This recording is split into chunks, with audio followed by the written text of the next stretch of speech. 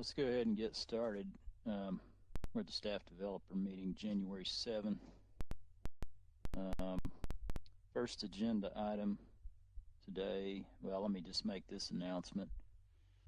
This meeting can be viewed live on the Farragut YouTube channel, www.townoffarragut.org/livestream, and also at Charter Channel 193 and TDS Channel 3.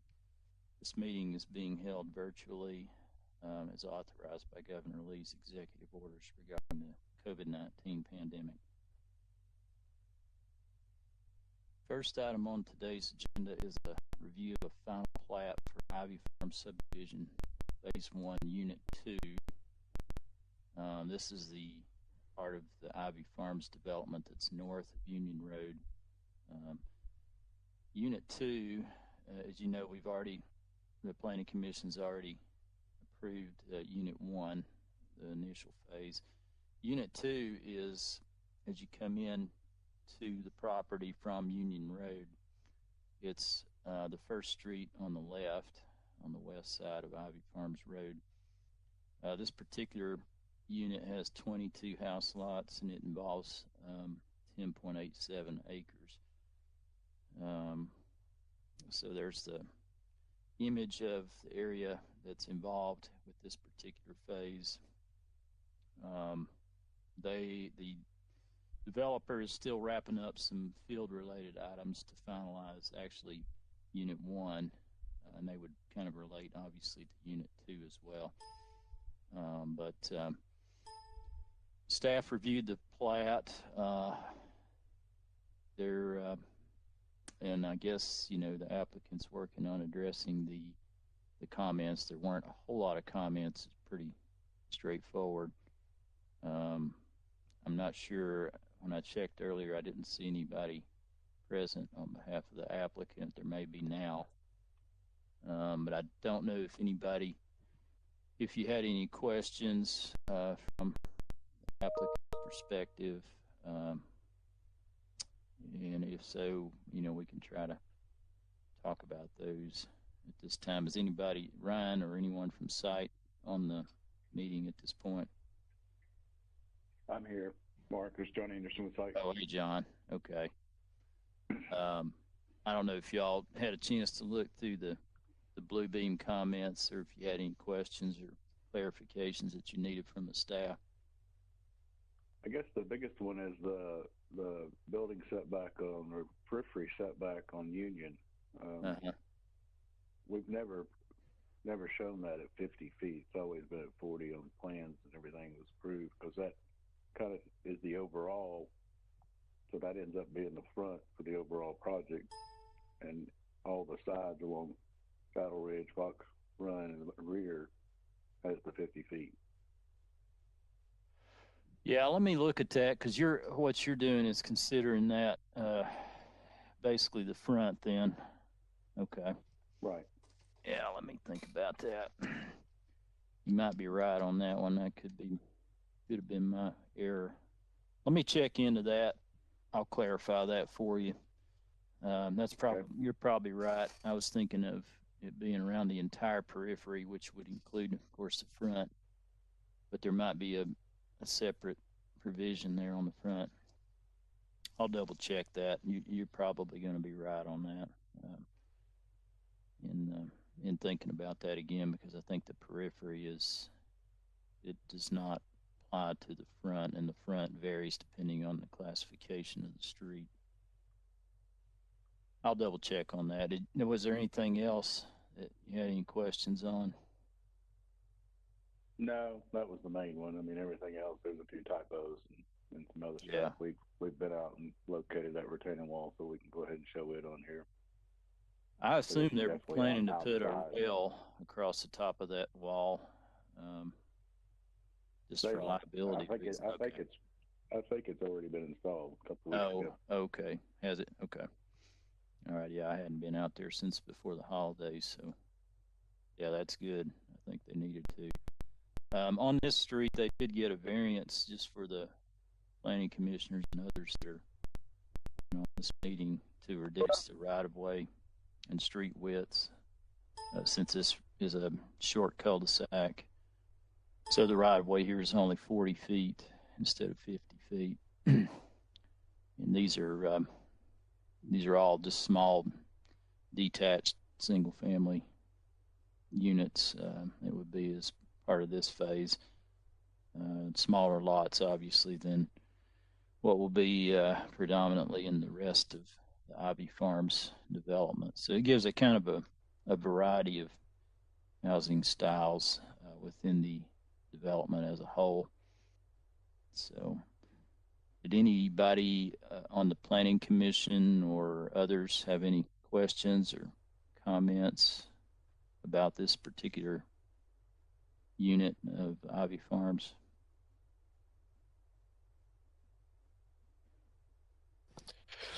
Mark, this is John Green. Do you have any issues? Do you have, other than minor comments, do you have any issues with this submittal? No, we didn't have any. It's a pretty straightforward plat. Yeah, I can clarify the 40-foot setback there. They're probably right on that. And I think Daryl, the town engineer, had asked them to go ahead and provide for the easements that would be needed in relation to Union Road improvement.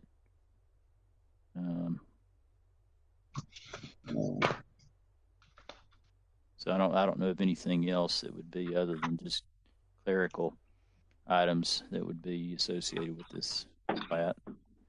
Thank you. Mm-hmm. Anybody else have any questions or clarifications?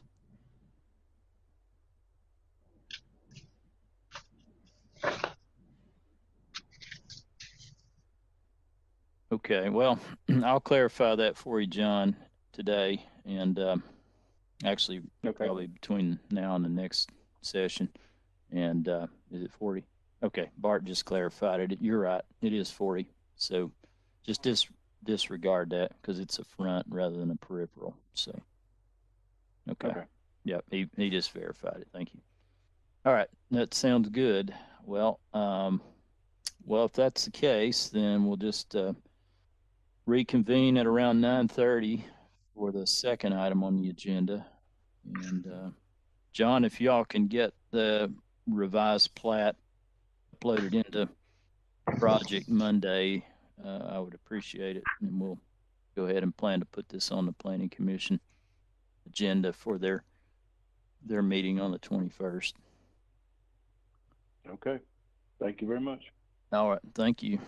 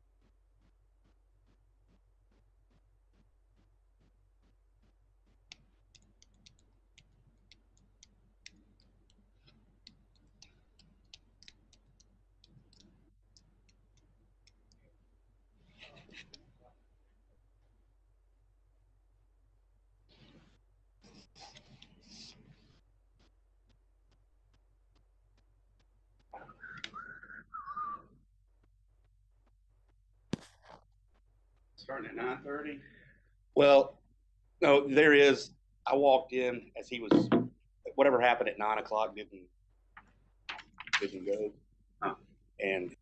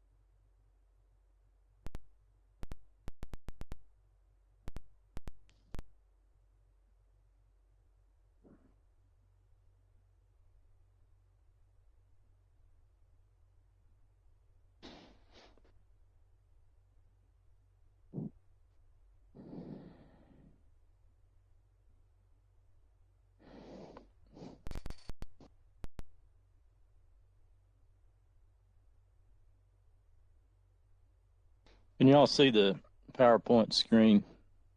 Somebody tell me if you can. not yet, Mark. No, you can't. No. I took back presenter mode so I could post up that message about the meeting reconvening at 9:30. Oh. So I just passed it back to you. Now we can see it. You can now? Yeah, we got it. Okay. Okay, thanks. All right, well, let's go ahead and get started on the second item on today's staff developer agenda. And this involves a review of a site plan for the property that's at the east intersection of Kingston Pike and Admiral Road. It's the tree-covered area that drops off significantly from Kingston Pike, basically across from the eye care clinic, Premier Eye Care. It's on the other side of Admiral Road from that. And this is the site plan that was submitted.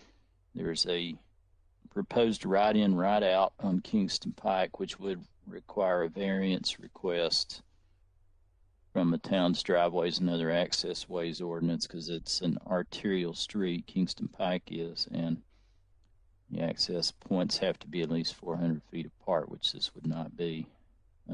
But the right-in, right-out is certainly preferable to a full access because, as everybody knows, especially through that section of Kingston Pike, there's some conflict points. So this should help minimize that. It looks like it's pretty well designed as far as trying to discourage someone from making a left turn out from this site. There would be a full access off of Admiral Road, and that's over here in this area. Let's see if I can highlight that. Yeah, Admiral Road access over here. The building's about 17,000 square feet for this first phase, and then to the east of that is potentially a second phase at some point in the future, which would include a tie-in, a vehicular tie-in to the property to the east. So another thing related to this project, they'll be going to the Board of Zoning Appeals this month to request a variance from the requirement to construct a sidewalk across the entire frontage on Admiral Road. Basically, they're terminating the sidewalk at the access point, and they would be putting a, well, it depends on what the Board of Zoning Appeals does, but what we did with the property on the other side of Admiral Road was have a covenant that's recorded that basically commits the property owner to building the sidewalk across their entire frontage when and if the bridge that goes over Turkey Creek on Admiral Road is improved, because right now to get a sidewalk all the way down the frontage of the property would involve a significant undertaking, and it would best be accommodated when the bridge itself is renovated, reconstructed, and there's no immediate plans to do that. But the covenant would basically run with the land and would ensure that the property owner rather than the town would be responsible for in putting in that pedestrian facility along Admiral Road. Let's see if there's anything else. It's a pretty difficult site, as those of you that have been on the, by this location would probably understand.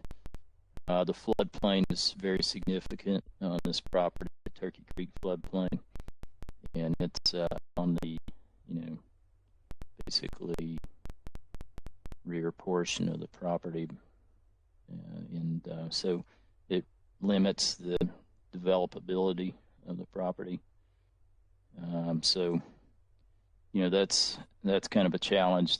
We did have quite a few comments on this, and it's really in part due to the challenge of the property itself. It's not a bad set of plans. It's just there's a lot going on and a lot of things to consider.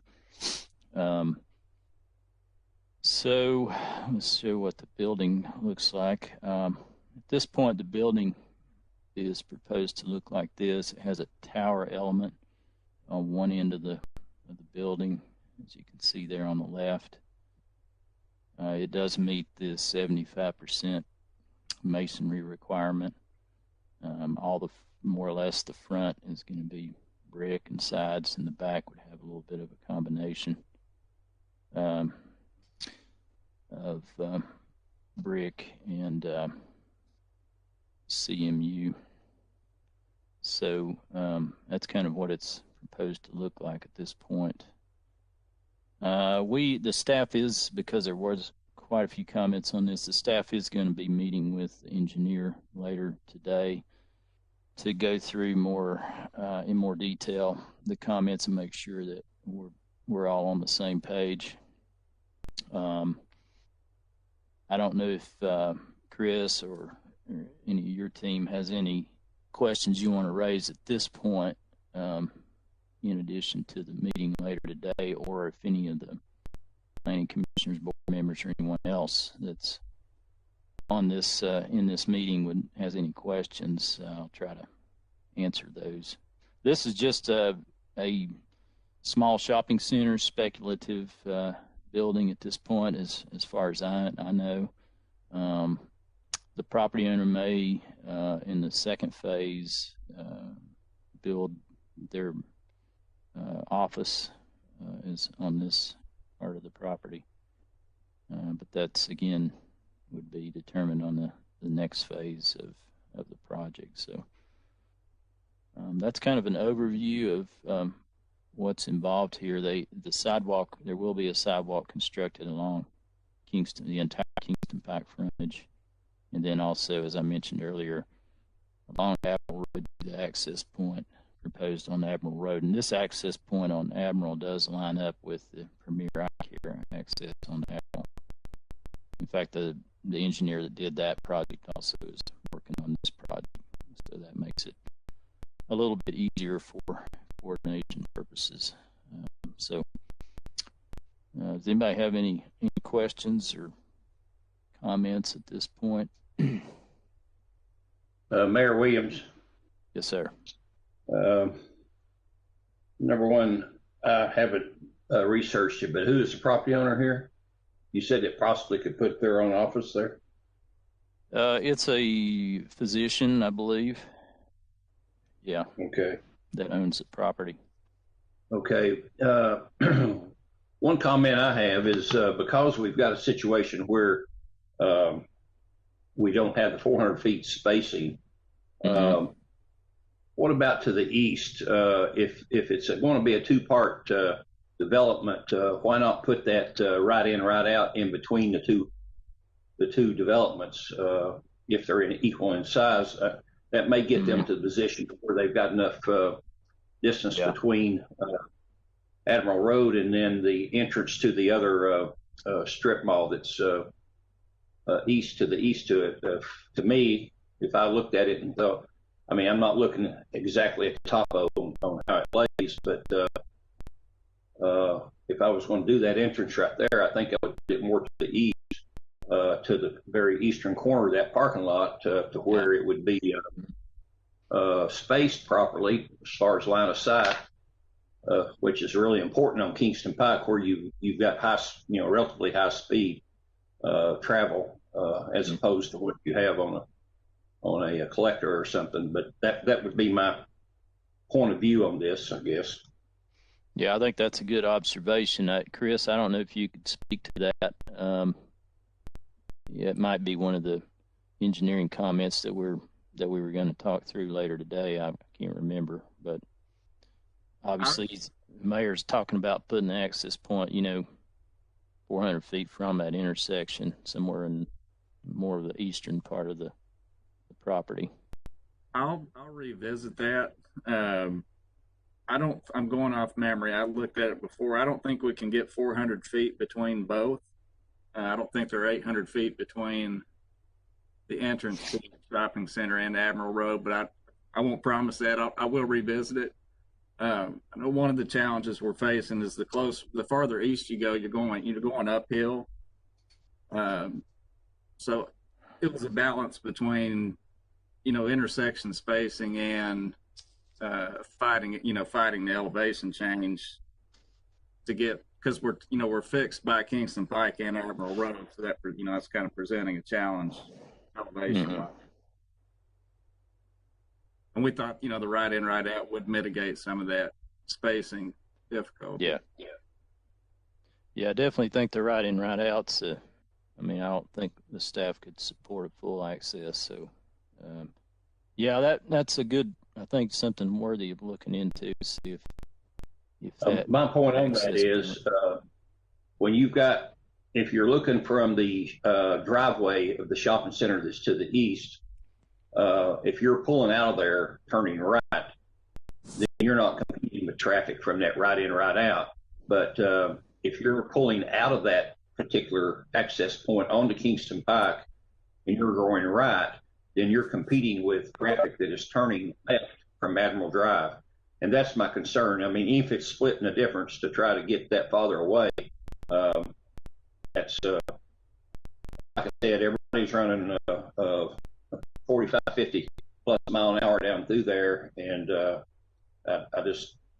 that would be a concern of mine. That's the only thing I have. We'll revisit that. The location we chose, again, we're fighting elevation. I also lined it up directly across from egress on the opposing side of Kingston Pike. Yep. But I will look back at that.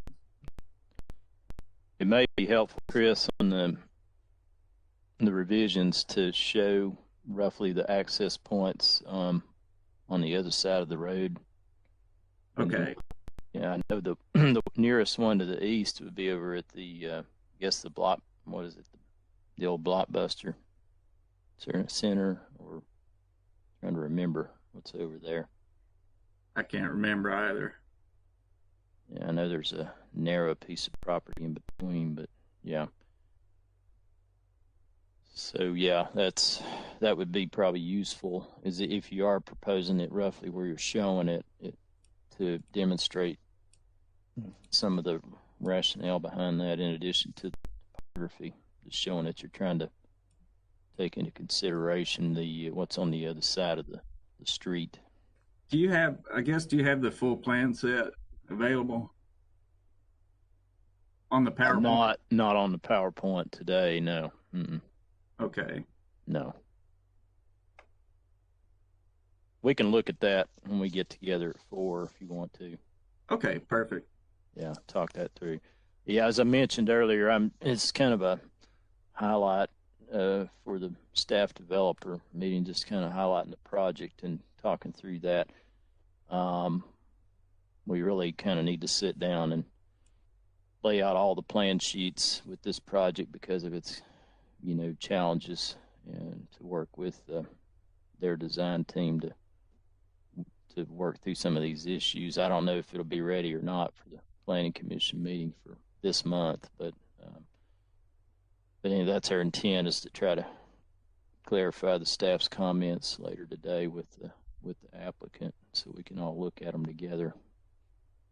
I guess one of the design questions I had, and in looking at our architectural design standards, we try, there's some provisions and language in there to try to have your service facilities not in a very visible location, and the dumpsters, very visible where it's proposed right there at Admiral Road. So that's one of the things that we'll be talking about later with the applicants, trying to relocate that to a more discreet location. And just some things like that that we just need to kind of work through. And yeah, like I said, it may or may not be ready for January, depending on what they can get accomplished and within the time that they have to get it accomplished. So it's not an easy side at all to deal with. I'm sure Chris has probably looked at a variety of different layouts, and I know the staff, we've looked at different layouts, and some of which weren't from the current engineer, and it's so it's it has some real challenges to the property.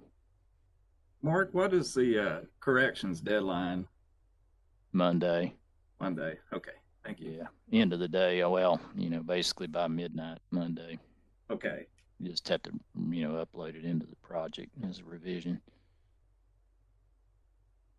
Thank you. Does anybody else have any comments, observations, questions?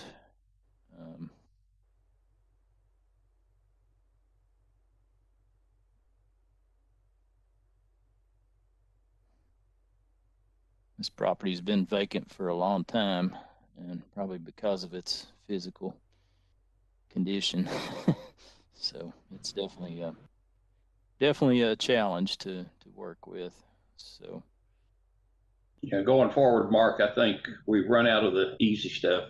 Yeah, probably so. Yes, sir. You're probably right about that. So this one is a big challenge for Chris and his team, I think, to try to deal with. Anybody else have any questions or thoughts or input they want to provide on this? Okay, well, if not, I guess we'll reconvene at 10 for the third item on the agenda. And Thank you. Thank you. And that's going to be a zoning map amendment request for the property basically north of the old Ingalls building, fronts Boring Road. So we'll reconvene that time.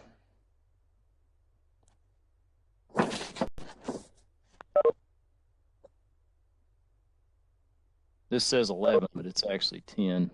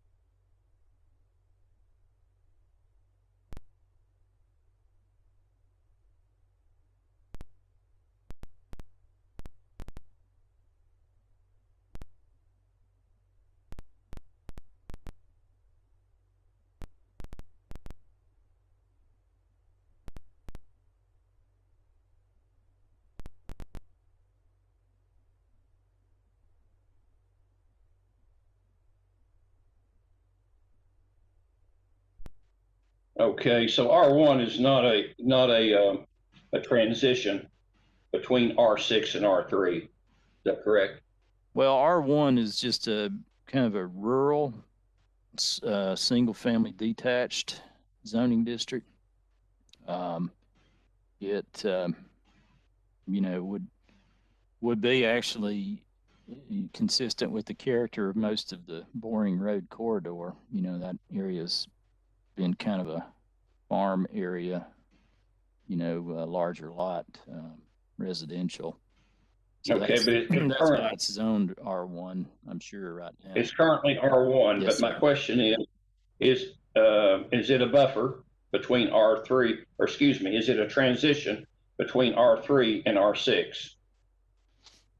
It could be. I mean, it's just a very low density residential to be a transitional zoning district between the two.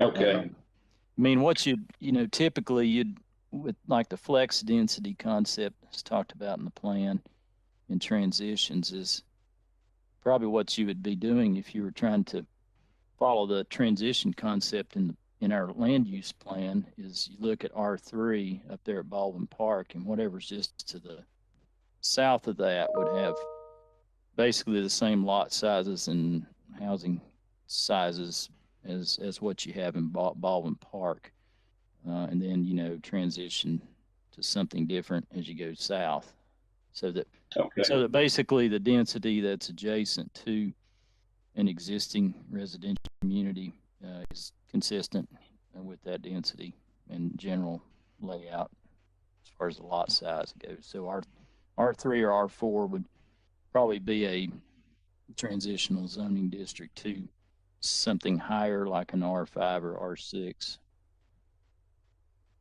Okay, so theoretically, to look at this piece of property here of 20 acres as being R6, yep, then you would have to look at the piece to the north of it of being, say, R1 or R4 or even R3. Well, some kind of transitional zoning district of a lower density if you're going to. Okay, just have to be lower. Okay. Mm-hmm. But Mark, does the land use plan spell out what the transition has to be in between two different properties, like Mr. Williams is stating there? Is it spelled out or defined? I mean, we have flexibility there. We were trying to be compassionate to our neighbors to the north in Baldwin Park, and thinking that a lowered, if we can put more up there, that's fine. As a developer, more is typically better. But we would have thought that Baldwin Park would want fewer homes as a transition. So, but I mean, you could do that, but we're flexible there. Yeah, I mean, certainly the concept of and the policy that's in our plan, actually on page 12 of the town's land use plan, one of the policies we have is that densities in new development should be compatible with existing adjacent density. So, you certainly wouldn't want to go any more dense than what's in Baldwin Park, but I would think something less than that, that wouldn't necessarily be a problem. It doesn't really specify that in these transitions that it has to be certain zoning districts to be a proper transition. I'm just saying that if you were looking at densities permitted and you had the property zoned R6 and you had a kind of a piece of property in between that and a property zoned R3 or R2 or something, that as far as densities permitted in our current zoning ordinance, that R4 would probably be, or R3 even, would be, a density that would, transition between the two. Okay.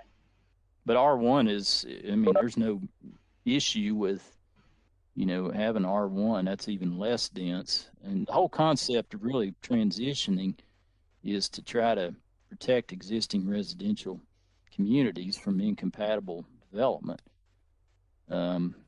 So, what we're trying to do there through the plan is when you build next to an existing residential area, that you put something that's compatible with that next to that. And then whatever you do on the rest of the property is, has to transition within itself as well. But basically the densities of the new development are compatible with the existing adjacent densities. This is Commissioner Green again. I guess I want to summarize here. This agenda item is not requesting any change to the area between what's shown on the screen now of R3 and the proposed R6. That area is now R1, and we want to maintain it R1. Is that correct? Well, they're not requesting to change that part of the area at this point. They're just requesting basically Correct. the 20 acres that's in the X and R6. And leaving that as R1 is not a problem, even if we were to approve the R6. Is that a correct statement? Yeah, it's not a problem. Okay. So I guess I'm confused. We spent a lot of time here discussing this area between the two properties, and it sounds to me like that's really not an issue. It's R1, and they want to leave it R1, and I think people should be happy with R1. So the real issue is the R6 part and the potential of it being developed for anything that R6 allows. So I guess as a commissioner, what I'd like to understand, or I need to prepare myself for, is to understand exactly what R6 will allow in that area. And well, yeah, I mean, R6 would allow a development with a density of up to 12 dwelling units per acre. Yeah, I understand, but I got to kind of visualize what that actually means, and architecturally and buffer zones and all that stuff. For comparison purposes, if you're familiar with the Lanesboro apartments off Fretz Road, it's 9.94 units per acre. Now, it's 2-story buildings, so what they're looking at, and again, I don't want to get hung up on the concept, but they're looking at 3-story building, and closer to 12 dwelling units per acre. The overlook apartments north of the interstate are 12, just under 12 units per acre. Kind of give you an idea visually what that would look like. Yeah. Okay. So theoretically, if R6 was to be approved, theoretically we could put apartments in there look like Outlook. Yeah, as long as yes. Okay, I get it. Yeah. Thank you. Hey, Mayor Williams, I wasn't trying to muddy the water.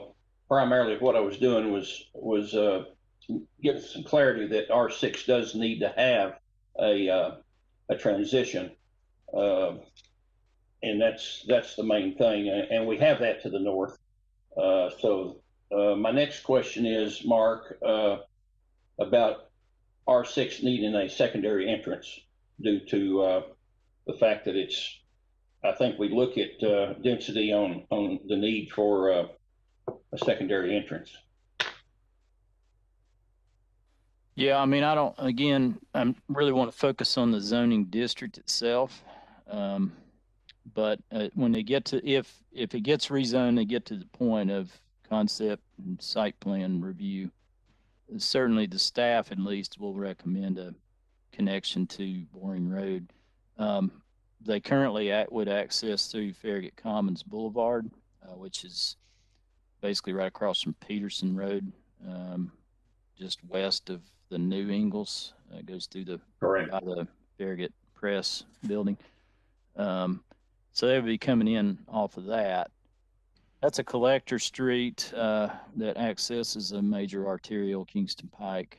But yeah, at some point down the line, of course, the staff at least would recommend whatever happens on that property, whether it's R6 or anything else, would have a secondary connection to Boring Road. That would be consistent with our subdivision regulations and the amendments that we approved a couple of years ago in that document, to be consistent with some of the language in our land use plan.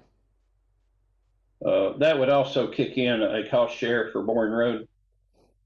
Yeah, Boring Road would have to be brought up to the standards of a collector street. I'm trying to remember. I think it's currently a major collector, I believe. So there would have to be some improvements, obviously, to Boring Road up to a certain Okay. point, and that would have to be worked out as part of the development. That's based on the road frontage as far as on that particular road. Yeah, at a minimum, the frontage that would be associated with the project would have to be improved to basically the complete street cross section for, I believe it's a major collector. I'd have to double check. It's either a minor or major collector, Boring Road. Okay. And that would include a sidewalk or walking trail along Boring Road and connecting that into the property and improving the width of the road and all that kind of stuff. The drainage. Okay. Yeah, drainage. Okay. Mm-hmm. Yes, sir. That's all I have. That's all I have, sir. Thank you. Does any other planning commissioners have any comments? I don't have any. Thank you.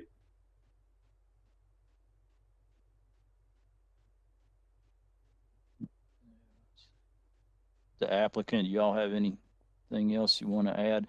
As I mentioned earlier, as with any rezoning request, unless it's just a real minor rezoning, then this will go to the planning commission for just a workshop discussion. Basically, just introducing what the applicants wanted to do and talking through the requested zoning district, its appropriateness for the area, and its relationship to the future land use map, things like that. Mark, I don't have anything else to add other than I just want to preface the fact that we are, as a landowner, willing to deed restrict this and will put that in writing. So please keep that in your thoughts as you make a decision on this application. Hey, Mark, this is Doug Horn, and we're happy to zone the property north of that to the same as Baldwin Park or R3 or R2, and talk about an entrance at that point to Boring Road.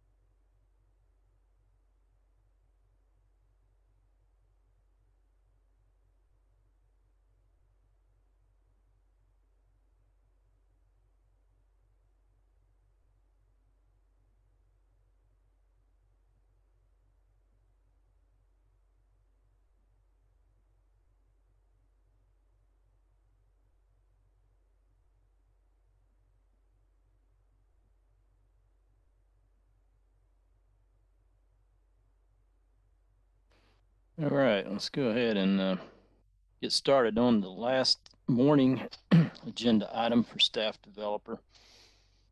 And this will also be a workshop discussion item at the January 21 Planning Commission meeting.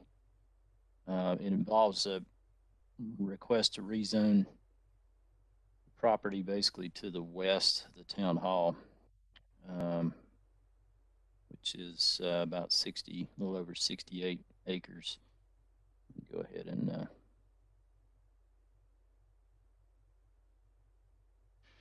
just to kind of describe the existing zoning and what we understand they're requesting to do.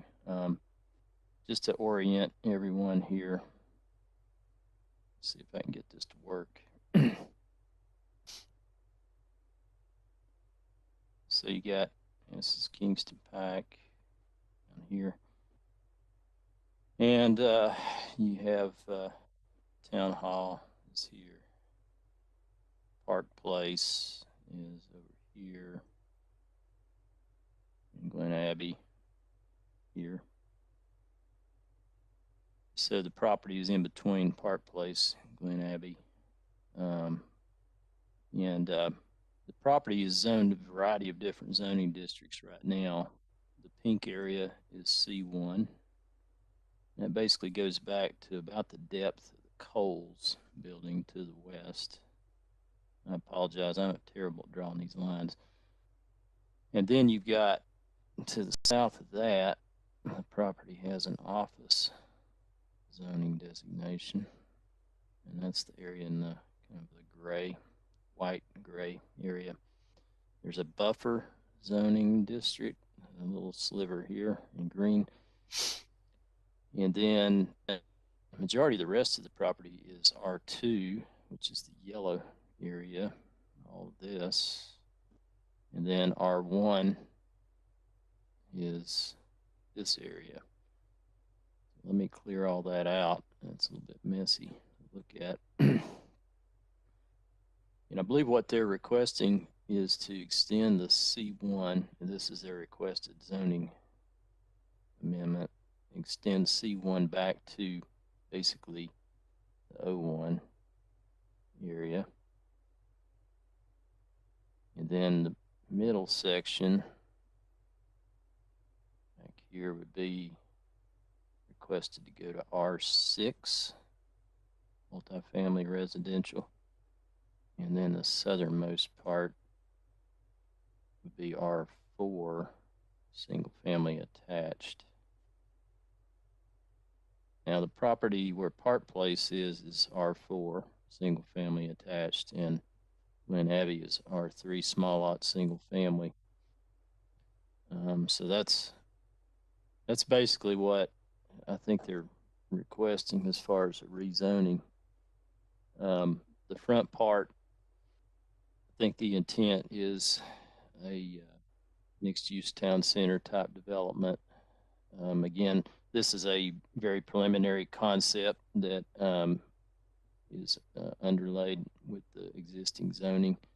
And again, similar to the previous item, I don't really want to get too caught up on a concept, because that's not really required for any of the requested zoning districts. The question is whether the requested zoning districts are appropriate for the property and the surrounding context and consistent with the land use plan.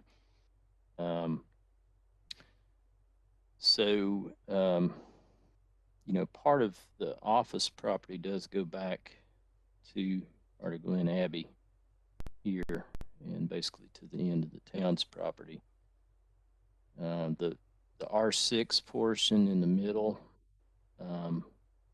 if you look at the future land use map, pull that up, and this can get a little bit confusing. The purple area is mixed use town center. Mixed use town center allows residential in the upper floors of a vertical mixed use building currently. And then the brown area to the south is medium density residential, which, as you remember from the previous item, allows up to 6 to 8 dwelling units per acre. And then you got low density residential to the south, which would be more compatible with a small lot, single family, detached development like Glen Abbey or Baldwin Park. That's what we looked at on the previous item. So again, I'm not trying to focus too much on a concept at this point because it really wouldn't be required for any of the zoning that they're requesting.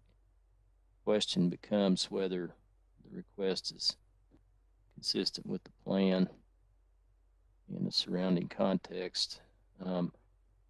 The land use plan has, of course, it's a very active document in the town, which is good, as it should be. We've made a number of amendments to the map and text over the years since it was updated in 2012. But one of the things that has been in the plan since 2012, since it was adopted by the Planning Commission, is the policy, and it's on page 12. The plan, I talked about it earlier. One of the things that really focuses on, really throughout the plan, but it establishes it as a policy on page 12, is that densities of new development should be compatible with existing adjacent densities. So the challenge with the rezoning, I think at this point, it would seem to me that they're proposing to put an R6 product in between an R4 and an R3. That would not be consistent with the policy that's been in the plan since it was adopted initially in 2012. Now, obviously, we've made some amendments to the text. In the last 2 or 3 years, we've had a steering committee that's been working actively with the community on different priority areas of the town, including mixed-use town center area. But this policy about protecting existing residential communities has always been in there. And so from a staff's perspective, we could not support an R6, certainly in the area that they're requesting it, because it would not be consistent with a policy that's really key to our plan. Our plan really focuses on, it does talk about providing for a variety of housing options, and I think certainly that's a good thing. But it also talks about protecting existing residential communities from incompatible development.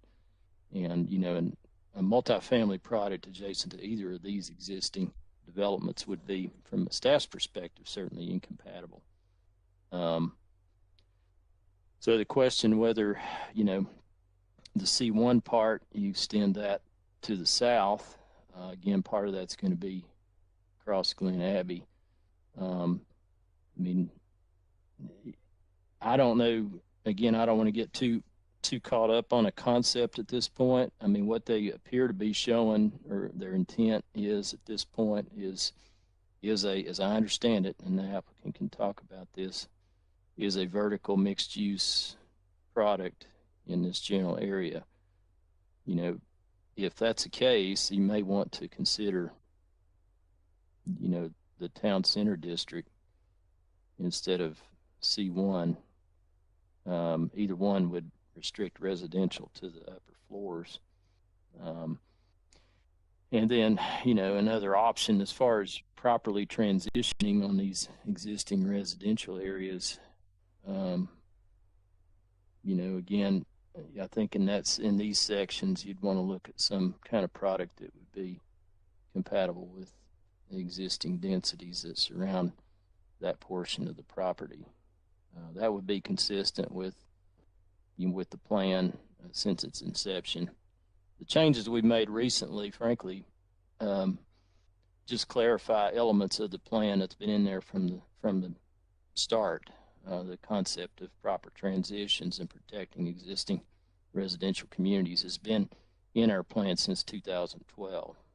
All we did really here recently with some of the amendments related to the town center area was just to clarify those concepts and make them more clear with regards to the policies that have been in the plan. So that's kind of an overview of what they're requesting.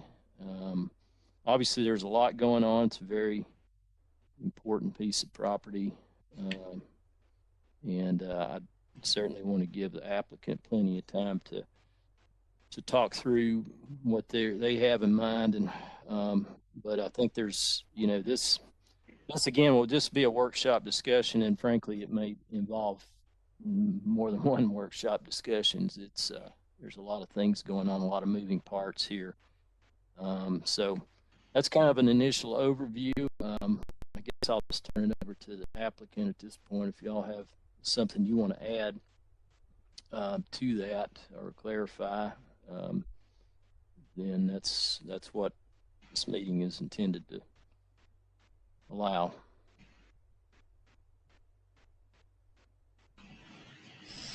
Mark, thanks. We've got, I'm Doug Horn, of course. Michael Patterson, our executive VP, again, is here. Development manager John Wright, and our in-house attorney Christy Myers here with us too. And thanks for the meeting. And I wanted to mention 4 or 5 things. And Michael Patterson could talk some about the plan. We are first excited about offering a mixed-use town center development on Mr. Ford's property. We think that this is the place that the town center should be because it's beside the town hall, the post office. We developed the road, South Camel Station Road, years ago and put a number of development lots in there. The first Aubrey's was there. Matter of fact, we're talking to Aubrey's about going in our this new development. The town hall, we sold the property to the town of Farragut. We built the post office, leased it to the post office people. We always thought that people in the town wanted the town center to be on Mr. Ford's property. The thing about Farragut, of course, we've lived there for, I guess I've lived in Farragut. I graduated from Farragut High School in 1963. My wife's from Virginia, but Brenda and I have lived there for 50 years. We're big Farragut residents. We wanted to have a newspaper of record for the town. We started the Farragut Press in 1988. I believe it was 1988, so the town would have a newspaper of record. We lost money on the newspaper for 10 or 12 years until we finally caught hold and started making some money. We make a little bit of money with the Farragut Press. We have a kind of an antebellum building down there that the Farragut Press is in. We're thankful they've got a good home right on Kingston Pike. We don't get much rent. Well, actually, hardly no rent from the Farragut Press for the property we have them in, but we're thankful to have that. The property we're talking about that I believe everyone thought would be where the mixed-use town center property would be has been owned by the Bevins family since 1912. Eddie Ford's grandfather, Bevins, had a big farm there. I think as his life went by, he deeded parcels off to his children. The property that the town hall is on and the development we did where the post office is was one of the Bevins heirs. Eddie was one of the Bevins' grandfather's heirs.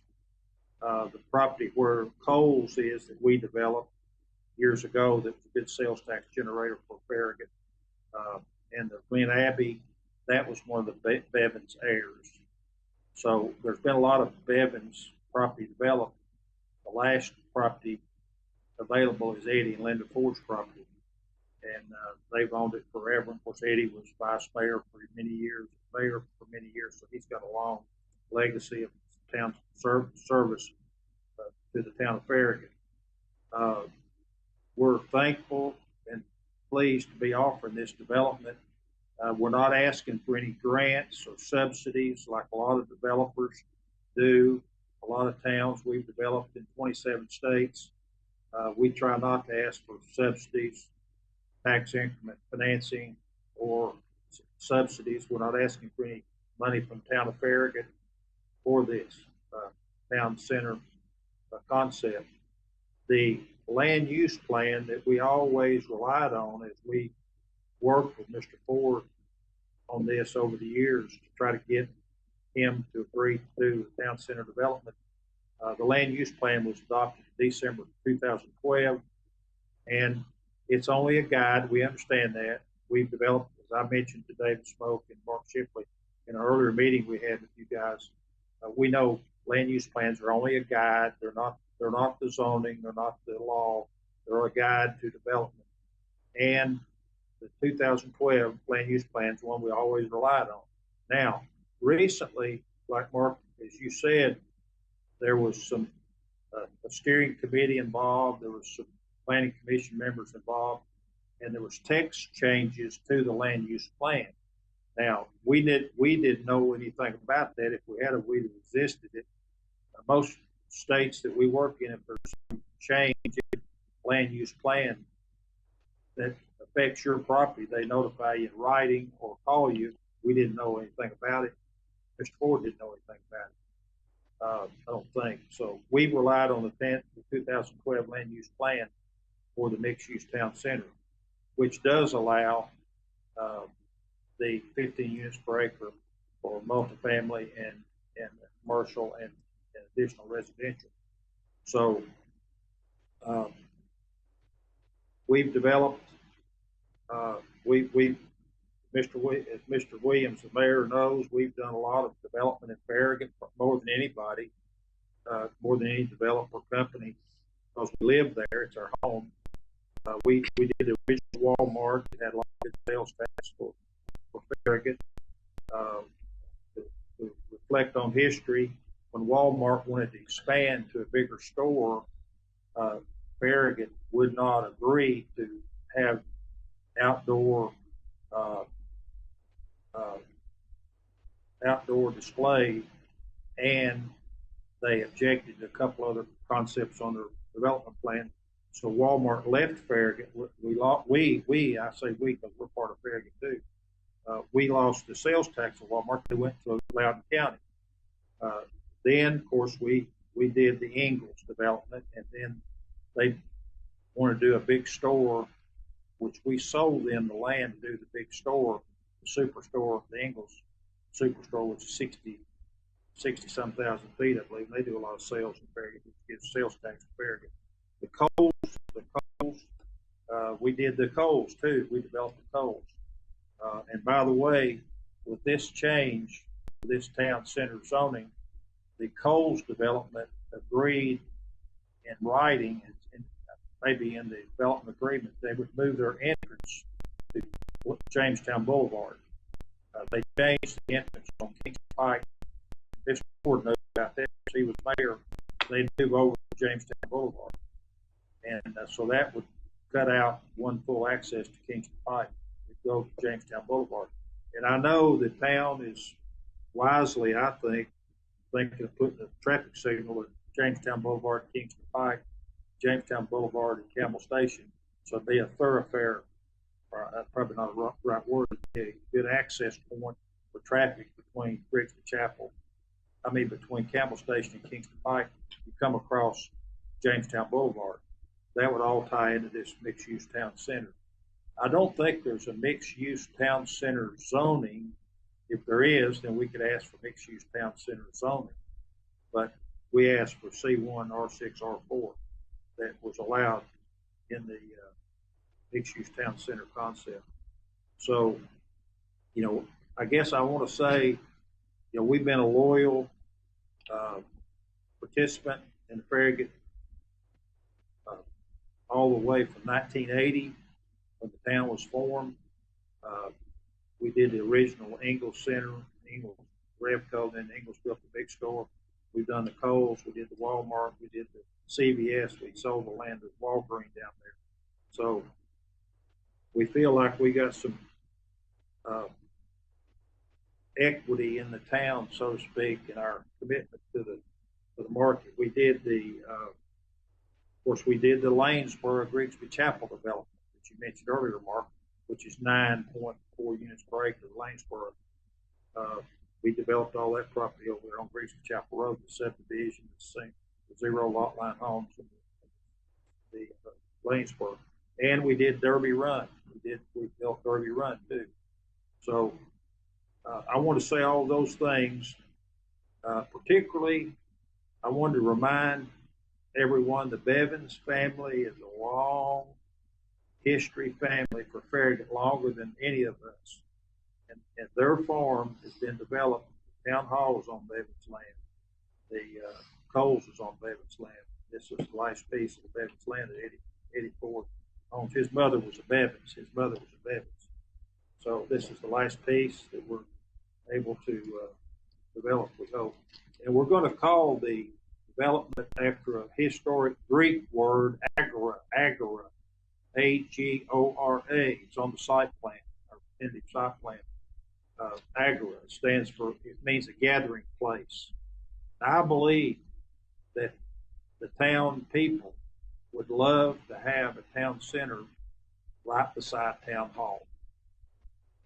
We have no objection to anything on the Biddle property because we knew Mr. Biddle, Hewlin Biddle, we know Jim Biddle and his wife. They're fine people, so we certainly support what they're trying to do. We have no objection to what they're doing. But this property we want to call Agora, which is in Greek. If you look it up, if you Google Agora, it's a Greek term for a gathering place. That's what we're trying to produce here. I know that everyone will have comments about this. I know that you got to have an economic project that makes sense. We can't buy this valuable piece of property without a pretty comprehensive mixed-use town center development. So I wanted to say those things. And Michael's our executive VP. Did you want to add anything else? Yeah, I'll just speak just briefly here for a minute or two, but I did want the staff to know that Doug and I, we first engaged with Eddie Ford back in February. So almost a year today, almost 11 months ago. And then we worked out some of the economics with Mr. Ford, and then we went straight into our due diligence period that lasted for roughly 60 days. Then we hired R2R, a local firm here, to put together this site plan. Mark and staff, as you all well know, this is a unique piece of property. It's only got 750 feet of frontage on it, and it's extremely deep. So that whoever develops this property, and I sure hope it's Horn Properties, there's some constraints to it, as we all know, due to the depth of this. So we went through literally probably 10 different renditions of this site plan to finally come up with what we've presented today. And I know that you all don't look at it based on the concept itself. You're looking at, the merit of the rezoning. But we've, excuse me, as we mentioned, we've realigned Jamestown Boulevard. We've got a signal on Kingston Pike there. And what we've done with this plan is we've taken that Jamestown Boulevard due south, and that's formed a buffer in itself between what we're proposing to develop and the residents to Glen Abbey, everyone behind the Kohl's. We've got a massive buffer zone in between there, highly landscaped, a road network, sidewalks. So there's ways to develop this piece where you don't necessarily have to have transitions. Buffers in themselves, whether it be a road, landscaping, mounds of landscaping, those are transitions. So again, as a developer, when you're working with a piece like this, you have to look at the land cost clearly, and you also have to look at the site cost. again, with the constraints we have, we put together what we feel is a win-win both for the community, Eddie Ford, and Horn Properties. So we've realigned or aligned, excuse me, the center of the town center with a roundabout that will connect into Municipal Center Drive. But it's again, I know that you don't look at it based on the concept, but we think what we're presenting here is a win-win for the community, without question.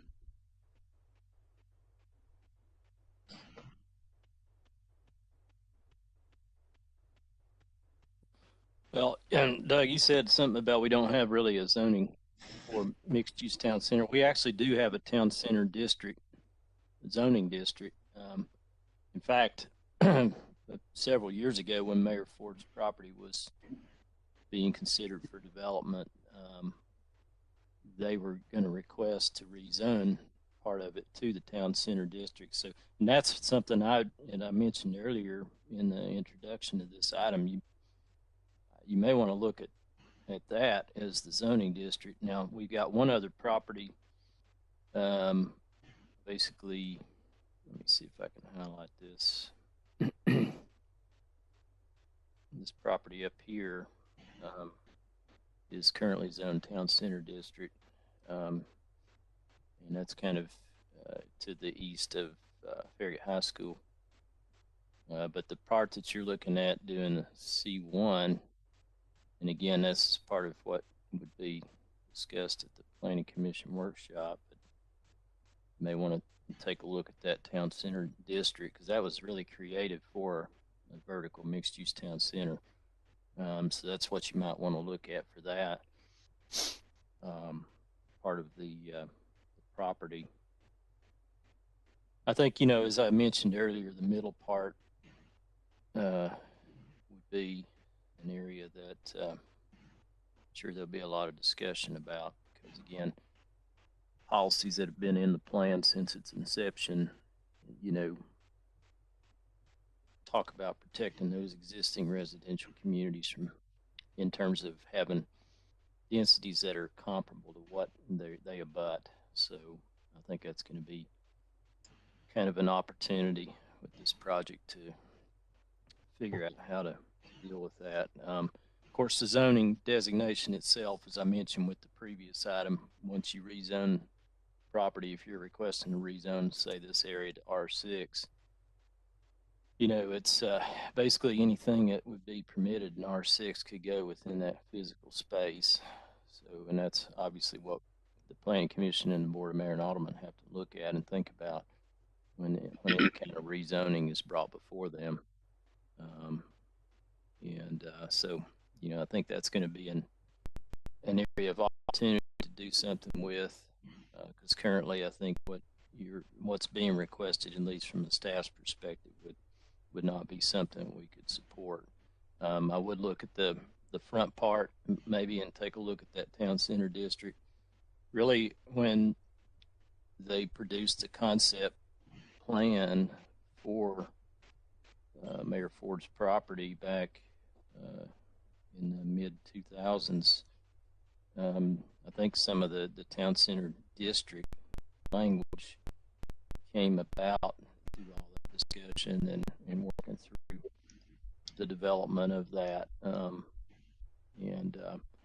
So, that might be something you want to take a look at.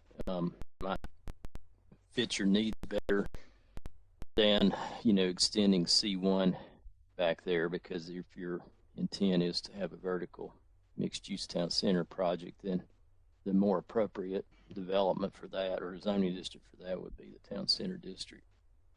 So that's just a couple of thoughts on what was discussed a little bit earlier there. Does any planning commissioners or board members have anything you want to discuss or talk about with regards to this item? Obviously, it's a very important piece of property and important development, how it gets developed. I'm sure there's some thoughts or comments that people may have. So, this will be an opportunity at this point to bring some of those up. And again, of course, we'll talk about them again on the 21st. Mayor Williams.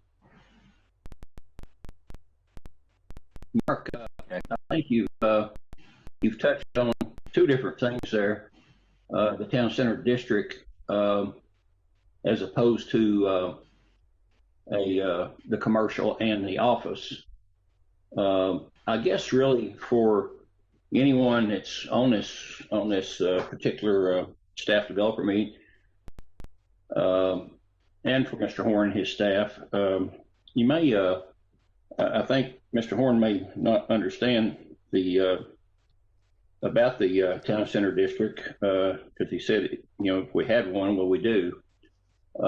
You might give him some, and it would help everybody else on the call, a little bit of differential between one versus the other. I think maybe that might be a little bit helpful, because if you're going to ask for a rezone, then I think really looking at what you've got in mind, or what the developer has in mind for the piece of property,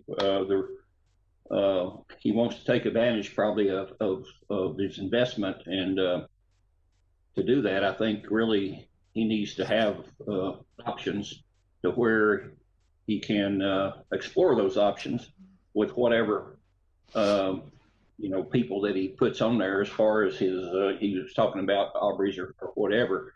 That's, I think decisions can be made about your tenants based on what you learn from as far as what your options would be, one versus the other. I think that might be something good to talk about here, since it is a staff developer type of meeting. We do have, I think, some planning commissioners and some board members on here as well. So I think it would be a good subject matter to discuss.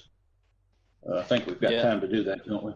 Yeah, Okay. I mean, there's a lot to the town center district, and really the developer just needs to kind of look through it too, and make sure it would be a good fit for what they have in mind.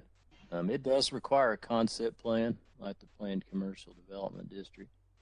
So if you remember, Mr. Allen requested his rezoning to TCD there to the west of the school.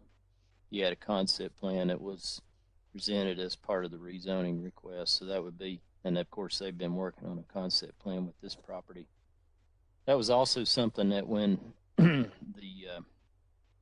Mayor Ford's property was originally planned for development back in mid-2000s, they had a concept plan that was part of the requested rezoning to town center district. Made it all the way through first reading at the board meeting, but didn't go through second reading due to kind of a larger financial downturn in the overall economy at that time. A lot of the provisions in the town center district have been kind of brought into the C1 mixed-use town center part of C1. But it does focus on how you construct your street system, and providing for basically a town center cross section. There's even a diagram of a typical or recommended cross section that's in the zoning ordinance in this zoning district that talks about what a town center cross section would look like. Because it'll have, like your on-street parking, and you'll have kind of a street tree or furnishing zone out near the street, and then between that and the storefront, you're going to have a walking zone, and then you'll have a storefront zone against the buildings, and the buildings will be up close to the street, similar to what appeared to be shown in their initial concept. So the TCD allows for up to 4 stories, and it allows for residential, provided it's in the upper stories. And so, like I said, it does have some of the same language that we brought over to the C1 mixed-use town center area. It does cap the overall size of any one building to 25,000 square feet. And a lot of the same uses are the same ones that would be in C1 mixed-use town center. The materials of the buildings would be the same as well. Basically, all the buildings have to be at least 75% face brick on all 4 elevations in the town center district and the C1 mixed-use town center. The TCD is just a little bit more detailed than the mixed-use town center overlay area. Because the C1 mixed-use town center was kind of created as a hybrid and not really a true vertical mixed-use zoning district. It was kind of a way to work with existing C1 properties to try to put on the ground developments that would, have a look and feel to complement a town center or be part of a town center product. We don't necessarily have to have one town center area per se in our mixed-use town center land area. But it seems to me, based on what they appear to have in mind conceptually at this point, that for this project they would probably be better served with requesting rezone for TCD for the area that they're looking at for C1, because that would be, more consistent really with the with the land use plan in that regard. I'm not talking about the area in the middle that abuts the 2 residential areas. I'm just talking about the area that we looked at earlier that would involve basically from Kingston Pike back to the back of the town's property. Now, some of that does, of course, as I mentioned earlier, but existing residential, because all this part of Glen Abbey would abut that part of the Ford tract. But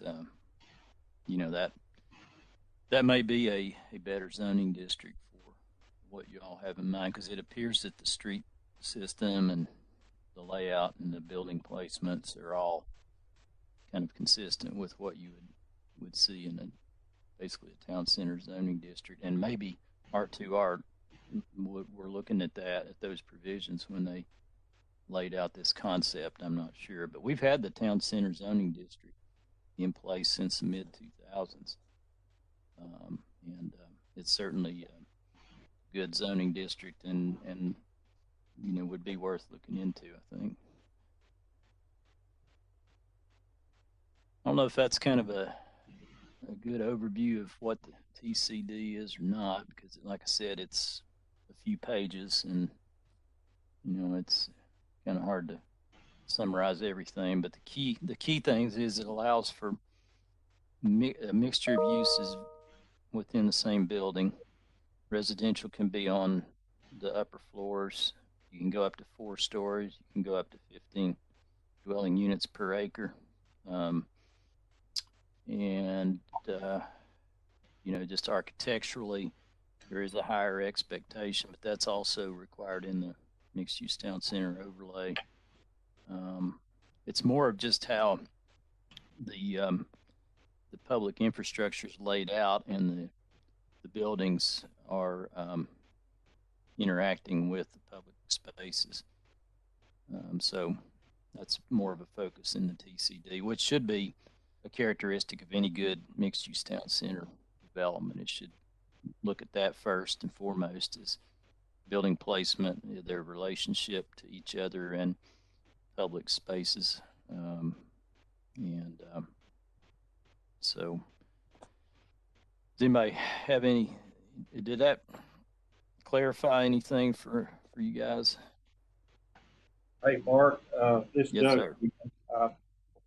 The town center district, of course, we would have to have we'd have to consult with Mayor Ford, as you said, center district, we have to have it the whole length of the property north to south, because Eddie wants to sell the whole property, the 68-acre property. He doesn't want to sell just part of it. We couldn't make economics work for development projects for the community if we're only talking about 25 acres or so on the north end of the property. We have to deal with the whole tract. The town center district, you're saying it's 25,000 square foot limit on tenant. That might be okay. It might be okay. Of course, we have medical office retail buildings on the north part of the property. I don't think any of them are over 25,000. No. But now the multifamily, we have to have the multifamily in the development because the property value is high, and we have to have a multifamily. We have two multifamily developers, one from Indianapolis, one from Birmingham. Both of them want to come here, so we've got that all figured out. The south end of the property, the attached condos. I know Mayor Williams would like to see some more attached condos for the town. That's where they would be, on the south end of the property. But we couldn't do whatever the zoning is or the designation. We got to have the whole property involved. Can't just do the front, because that won't work for the landowner. He wants to sell the whole property, do something else with the money, just piece of the property. This is Alderman Pinchuk. I've got a question, Doug, for you and your staff. I'm just curious, the middle third, which you want to change to R6, and the back third, which is R4 condos, what type of comparison in your return on investment between those two sections? Are they pretty similar, or does one produce more for you than the other? Can you? Yeah, they are. The R6, Ron, the R6 sells higher price because it has more units per acre than R4. We're looking at development over near Raleigh, North Carolina, and the multifamily over there is selling for like $300,000 an acre. That's basically what this R6 would sell for, $285 to $300 an acre. The R4 would probably bring $120, $130 an acre for R4 attached condo. Well, the reason I ask is that I believe myself that there's such a demand for condos and townhomes, whatever. It's a different type of residence. We need more of that type of residence. And I was just wondering if you considered, I don't know. Yeah, no, you're right. If we could make the economics work for attached condos, that'd be fine. But I don't believe that we could get over for the per acre value. Of course, you got to do some site work too. You got to do some site work. I don't think you get more than maybe 130, 140 per acre. You agree? I agree. Yeah. On condo land, you just don't get the value that's due for a multifamily. Based on the comps that we're seeing in Farragut, that's accurate. Yeah. Well, let me ask you a question. The back third, where you're looking to put condos now, are those 1 story, 2 story? What's your thoughts on how those would be constructed? Well, they're basically 1 story. Okay. I mean, maybe I don't know if we got enough parking spaces for 2 stories. I'm talking the condo itself, 1 unit, but 2 stories tall. Yeah, I think there's flexibility there. I think you could have 2-story townhome type condos. Right. That's upstairs and downstairs. Oh, you mean upstairs, downstairs? Yeah. I thought you meant 2 stories. No, 2 units. Just. Oh yeah. We probably could have upstairs, downstairs. Yeah. I'm just thinking out loud here. I'm just trying to get a feel for what you're thinking and what I think. I think the people. This is a good meeting we're having, and it's good to have these staff developer meetings. I think the Park Place people had wanted to buy more land from Mr. Ford a few years back, and they've done a big good development at Park Place. Those are very nice units. And I think they were talking about 120 an acre, 120 an acre. But I think for this mixed use concept, with a lot of different uses on the property, I think we could get either build them ourselves or get somebody to build them for 130, 140 an acre for a condominium.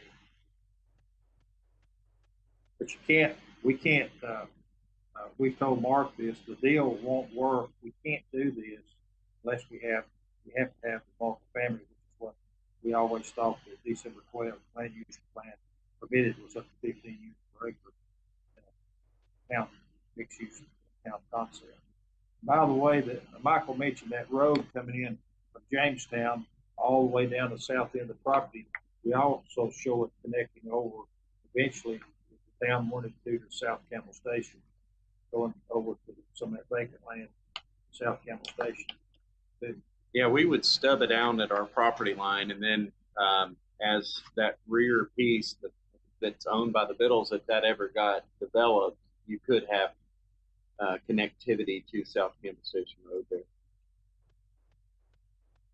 That's a good idea the town has, I think, for the Jamestown Boulevard, having access to Camel Station over Kingston Pike and come down Jamestown Boulevard. That would really blend in well with this plan, because when we did the Coles development, before we did Glen Abbey, we built Glen Abbey too. When I was a majority partner of Southbrook, I sold my interest back to Bob Money. Thankfully, before the recession, residential recession, depression of 08, 09, I was lucky. I sold my interest back to Bob, and I think he's connected with David Kaiser now. But before we did the Coles development, we have a written agreement that once this property, Mr. Ford's, is developed, that they would have to agree to move their interest Campbell to Kingston Pike over to Jamestown. So that's thankful that we got that in the agreement and did the Coles. I have one last question. Do y'all do a study on the demand for condos or townhomes in this area? Any feedback that you could share with us? We did a one-member study. We talked to Mayor Williams. Well, we trust his judgment. We didn't do a formal study, but as Doug mentioned, he's been here. He's lived in Farragut for over 40 years. I've actually was born and raised in Farragut, graduated in '93, and been with Doug for 24 years now. But we just know that the demand is there. There's just not a lot of new condo developments, and it's it's the same sentiments you have. There is demand there, and we know if we can build them that we can get them leased up and sold. That's for sure. About the only condominiums in Farragut, the old Fox Inn. Yeah. Now there's, I think, Goodall's building some attached one from the Swan property. I've been on the board for 6.5 years, and I've never had one person ask me for an apartment. But where are the condos and where are the townhomes? I keep hearing that, and I've heard that an awful lot. So that's why I was just wondering I've had talked to David Smoke about getting a study done to find out what kind of demand there is for different type of residential other than just single family homes. So I don't know if we're going to get that done or not, but I sure would think that there's a lot more demand than what we have right now. And that's why I was wondering if maybe a return on investment would be good to, instead of, just that one section of townhomes or condos, maybe expanding that. But I'm just thinking out loud, trying to get some feedback from you as well. Well, you're right. That's a good point, Ron. And now also remember, most people think that every vibrant community needs millennial people. Millennials like, of course, to rent. They like to rent, and even some older people want to go into rental units. But we think that town for the future needs some millennial units too. That's why multifamily. I mean, condos are good, but that's for people wanting to afford a condo a lot of the millennials, the young talent that comes in, they want to rent first. There's a lot of seniors out there that have gotten to the point where they don't want to take care of lawns and, you know, the maintenance and so forth, and they want to take ownership in a mixed-use town center by buying it instead of renting. So I've heard that a lot from seniors. I'd love to move into a mixed-use town center concept, but I want some, you know, I want to buy into it. I want to have some. Yeah, I agree. We heard that. I think Michael verified the Goodall Homes condominiums down the south end, the west end of what we call West Farragut, I guess. West Farragut. I think they paid 80 an acre for land. Is that what you found out? Yeah, it was in the 80s. 80. Yeah. So that's Yeah. yeah. pretty low price. Right. Goodall's a good developer, but Nashville they bought the back end of the swamp for like 80 an acre. We'd be, as far as we know, Ron, we'd be lucky to get, unless we build them ourselves and sell them, we can look at that as well. But if we sold the south end of the property, we think we could get maybe 130 an acre, maybe 140 an acre, if it's in a town center conceptual plan like this. But that's you know, I don't think there's any way the economics would work. We can show you the numbers if you had condos all the way behind the medical office retail buildings on the north end. You just had condos of medical office retail all the way to the south end. I don't think the numbers would work. There's a development in Raleigh that we're looking at right now that we've got a big food operator and some other BJ Wholesale and the multifamily developer, fine developer. They're willing to pay $310,000 an acre for multifamily. Well, thank you, gentlemen. Appreciate the feedback. Yes, sir. Thank you. Thank you. Appreciate the feedback. This is Commissioner Green. I have some observations and a couple of comments. First of all, this is really a beautiful piece of property. This little picture we have in front of us doesn't do anything justice. It's such a picturesque as you sit up on the top of the hill where Eddie Ford's property is and look back down toward the road. So I think it provides a wonderful opportunity in the town of Farragut for development. That's the good news. The bad news is it really does present some tough challenges. As Mark said, you've got R3 below west and R4 east, and when we grant a zoning change, we actually relinquish what's going to get built. And from the discussions that we just had with Alderman Pinchot, people are interested in exactly what's going to get built, not just what the zone is. So, Mark, you made some comments before about town center district requiring conceptual plans. I think is that also true with the planned commercial development zoning? Yeah, it's true for either one of those. Yeah. And it almost seems, because of the challenges and because of the layout between different properties and the nature of it, it almost seems like this property will need to be planned to be able to make judgments on how it's going to be properly used to fit in with the character of adjacent properties and the character of the town. Right now, for example, if we had approved the zone change to R6, then that would allow apartments in there that look like Overlook. And I'm not sure that's really what we want in that area. I don't know that that's what's planned, but we don't know that. And once we grant a zone change, then that's really what's available to the developer. So to reiterate, I really think that the development of this property is better suited if we go with a zoning district that requires a concept plan in the front end rather than just flat out zoning changes as are requested in this item. Thank you. Yeah, the reason the front part I've talked about the TCD is you can't put residential on the You have to restrict it to the upper floors in TCD. So if they were to request to rezone the entire property, the whole thing would have to be vertical mixed-use buildings.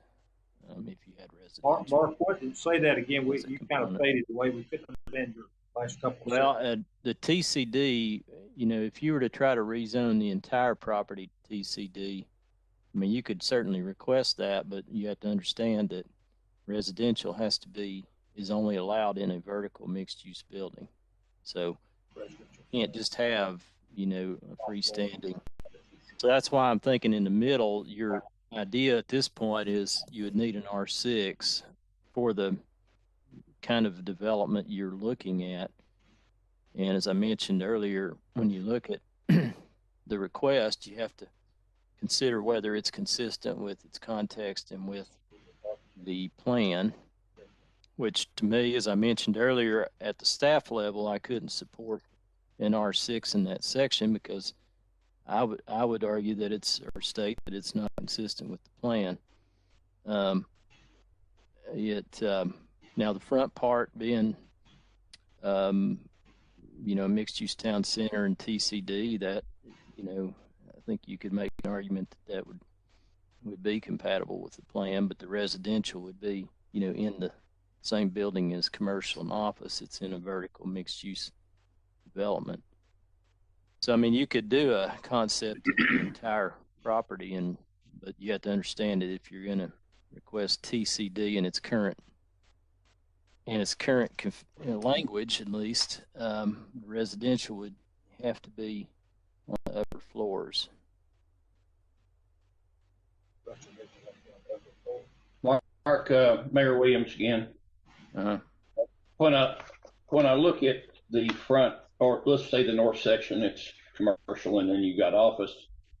Of course, there's no transition on the front side, the most northern portion, because you've got commercial on both sides of it. You've got the strip center, and then you got Kohl's. When you get back to the office, and you've got the town hall. Yeah. But to the east, you do have an area that requires some sort of transition. Yep. As you do when you get to the middle portion of it, which is the request for R6. Yep. You have to have transition between both of those, and this is an awful narrow piece of property to try to put some sort of a transition. Which let's go condos for Ron's conversation, and then try to put some sort of a higher density in kind of in between the two. But and correct me if I'm wrong. Are condos limited to I guess 4 stories? Well, let's talk about the zoning districts. If you were to rezone the property to town center district, then you could go up to 4 stories. It's just that the residential would be limited to the upper floors. Okay, well, let's go to a area which I guess would be, I'm sure I figured the average versus the number of units, but with Mr. Horn asking for higher density in these back 2 portions, could you wrap a lower density around the, I guess what you would call to the east and to the west, and then, or matter of fact, even do the whole thing in multi-story condos? And are we limited to 3 stories there? I guess it would be R4. I guess we'd have to do the math to see if that would fit. But R4 is single family attached, and that's limited. That's the same height limitation as single family detached. So it's 2.5 stories or 35 feet, whichever's greater. And the 35 feet is measured halfway up the roof line. Now, R6, the height is based on the surrounding zoning, and it does cap out at 3 stories for R6. Now the TCD, like I said, if you have a vertical mixed-use building, you could go up to 4 stories. So that might be one area to kind of capture some of their density, would be to maximize the density that would be permitted should they get the property rezoned to town center district, because then you could go up to 15 units per acre. It's just that those residential units have to be in the same building as non-residential. Well, what would we have then if let's say Mr. Horn could work something to where he had that whole center section and the back section as condo, but not. I mean, what can we go there? What with 3 stories? Is there a way you can do that? Is that well? I mean, it may be that we don't. We may not have a district that would actually capture that kind of product at this point. And we've talked a little bit about this in the past with the Planning Commission, is, especially in relation to mixed-use town center area and the area just beyond it, what kind of proper housing transitions could we explore or try to provide for?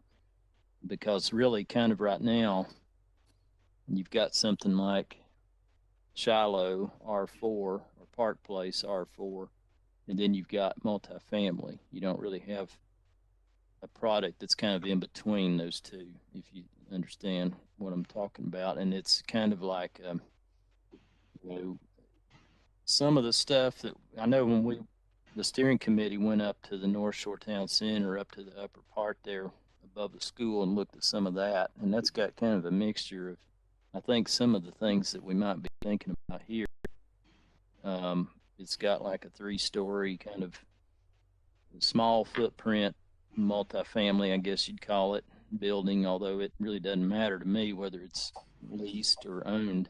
That's not really the point. I think the thing is that if you're looking at the plan, you need to match the densities with what the project abuts.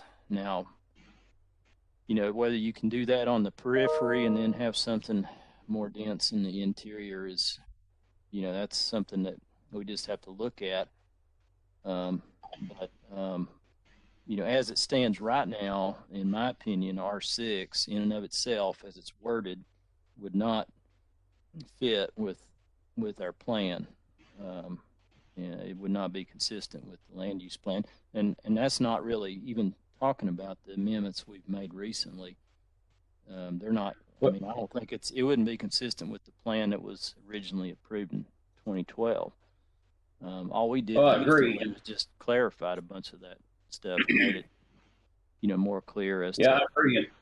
I'm listening to Ron in need, and I'm listening to Mr. Horn and his staff on cost, as far as what they have to pay to purchase land.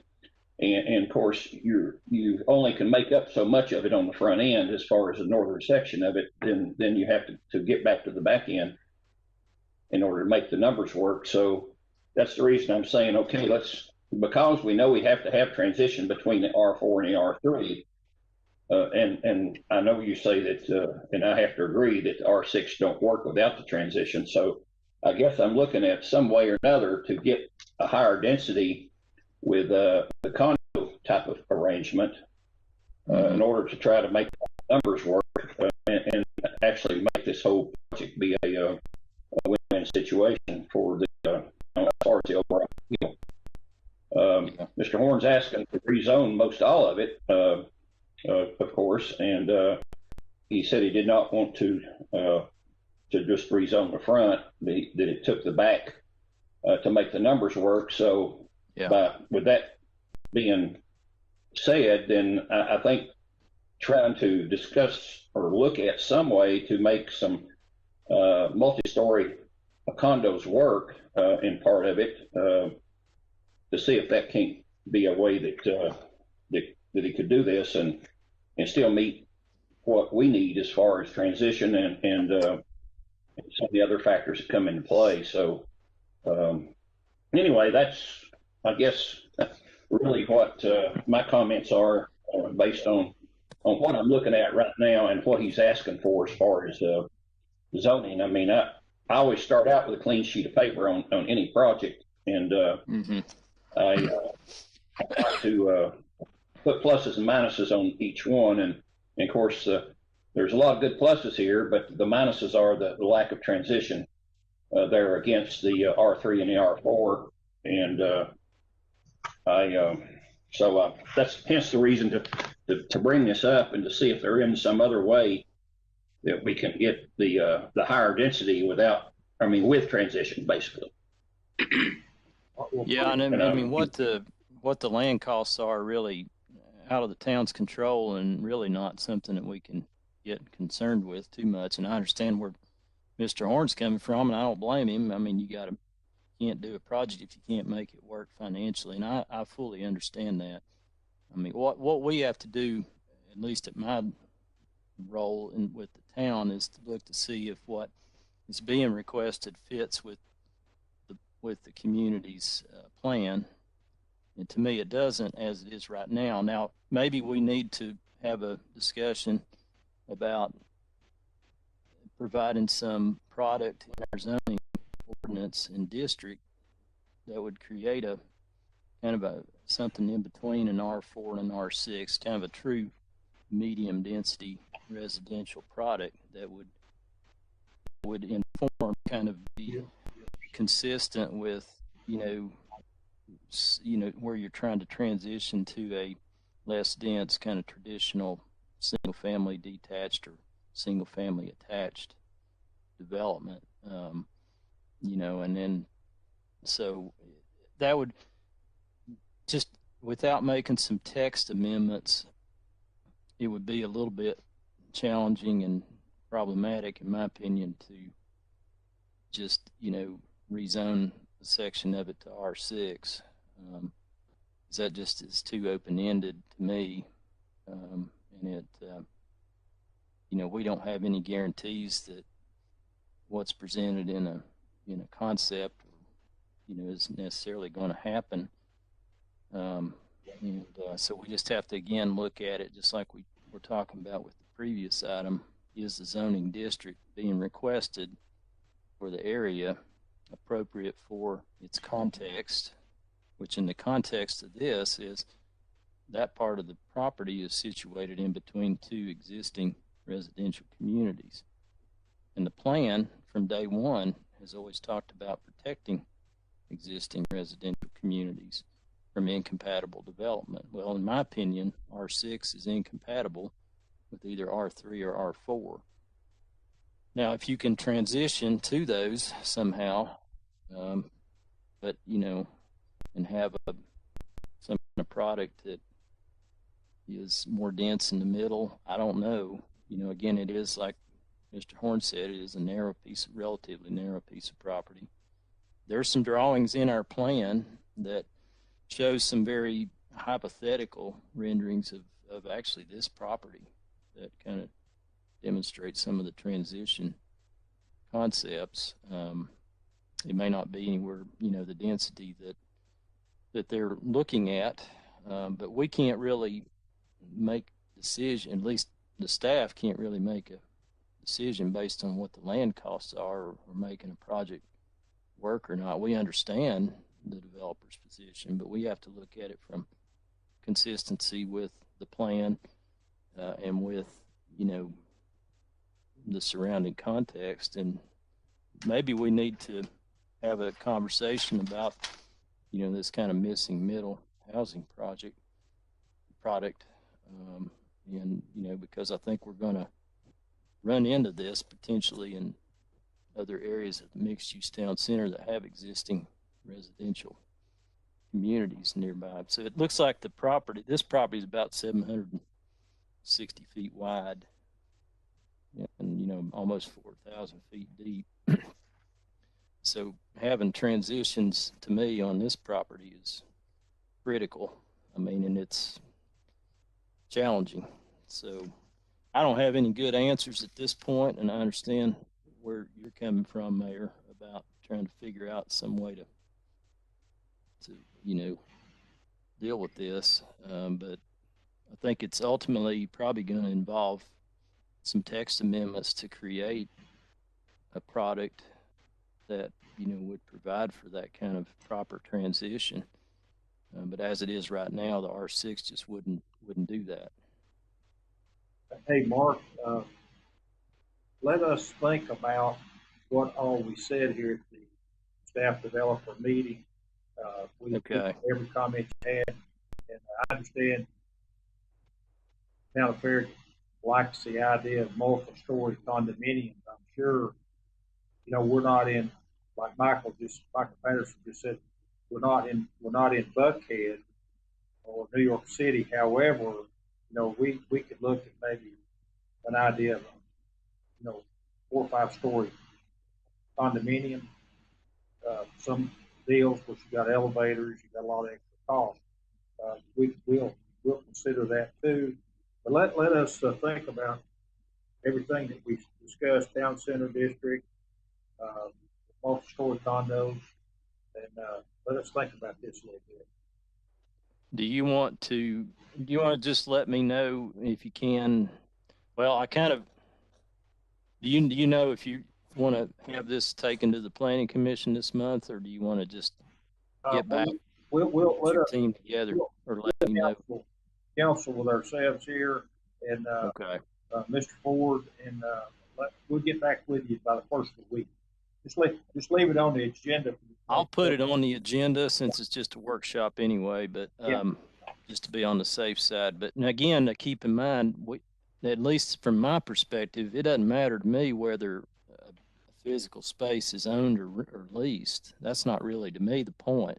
It's whether the form and the density is appropriate, whether it's owned or leased, is appropriate to its surroundings. So keep that in mind. Yeah. I don't necessarily think to me, it doesn't matter whether it's owned or leased. It's whether the size of the building, its relationship to what's around it, is appropriate and, an appropriate transition. But are you saying like Alderman Pinchot was mentioning, if you had multi-story condos behind the mixed-use town center zone property in the front, which is back off retail building, if you had multi-story condominiums all the way back, then you guys would be okay with that without transitional uses on either side of the property.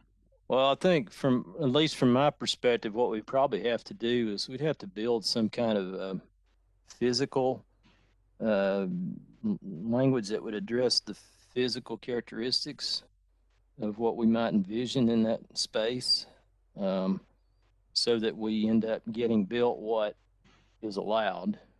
I mean, I don't think you could just go with the language we currently have and say, well, we're going to have a 3-story building that's going to be owned rather than leased. Well, that doesn't really, to me, that doesn't do anything. I mean, that can always change.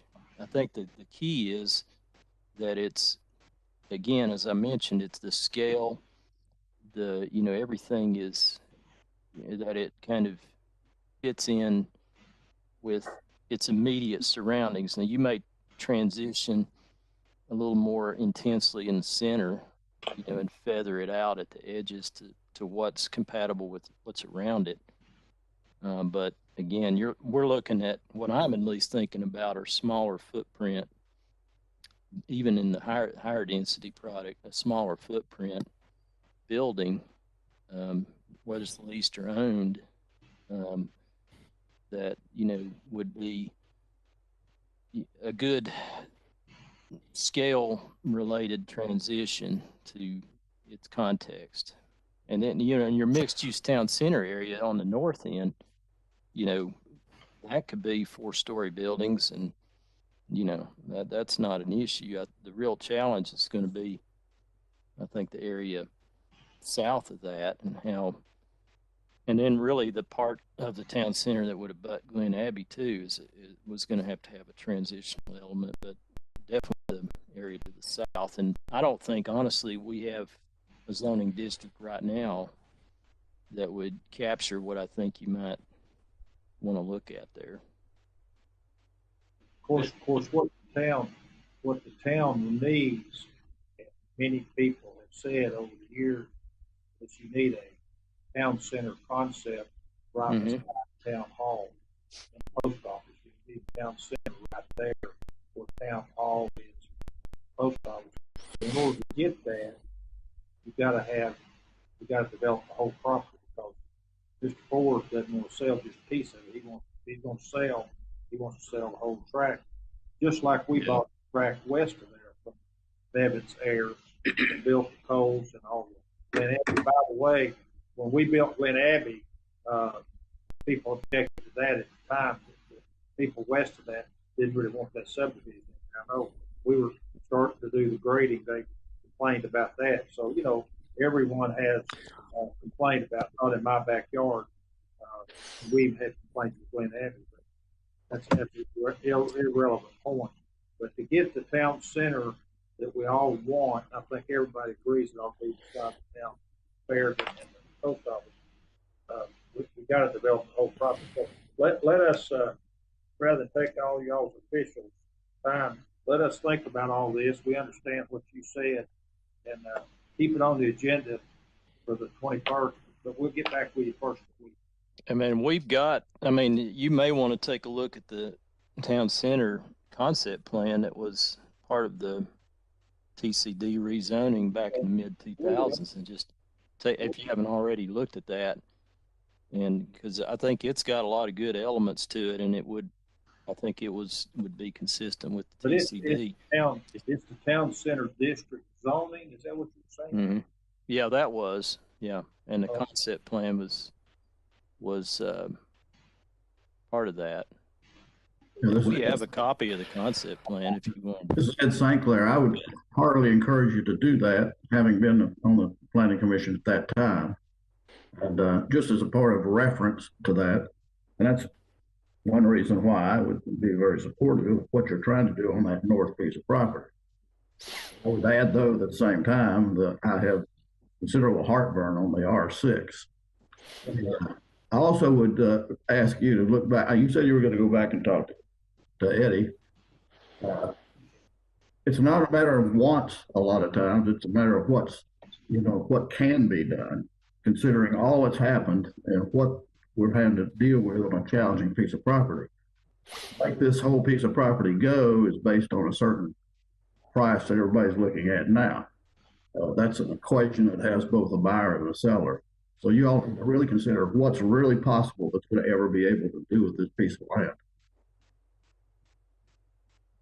Yeah, who's speaking again? Ed St. Clair. Oh, Mr. St. Clair, yes, sir. Okay, yeah, we'll look at town center district, and we'll talk to Eddie, and we'll consider everything said. Because we're certainly very encouraged with this piece of property being developed, but it is a challenge. Yes, challenges. Yes, sir. Yes, it's Mayor Williams again. A number of years ago, January, we had the pleasure of going out to Phoenix every year for the Barrett Jackson auction. The area that we stayed in out there was near the point, and they started building there was a big housing unit on both sides, and the golf course kind of went around it, but they built an area that was lower density next to the current housing, and then of course I don't know what their district numbers or zoning ordinances or anything like that is out there, but the smaller units, kind of similar to what they're building on the Swan Farm, was what they used for transition. And then right past that, on the other side of the street from it, they went to a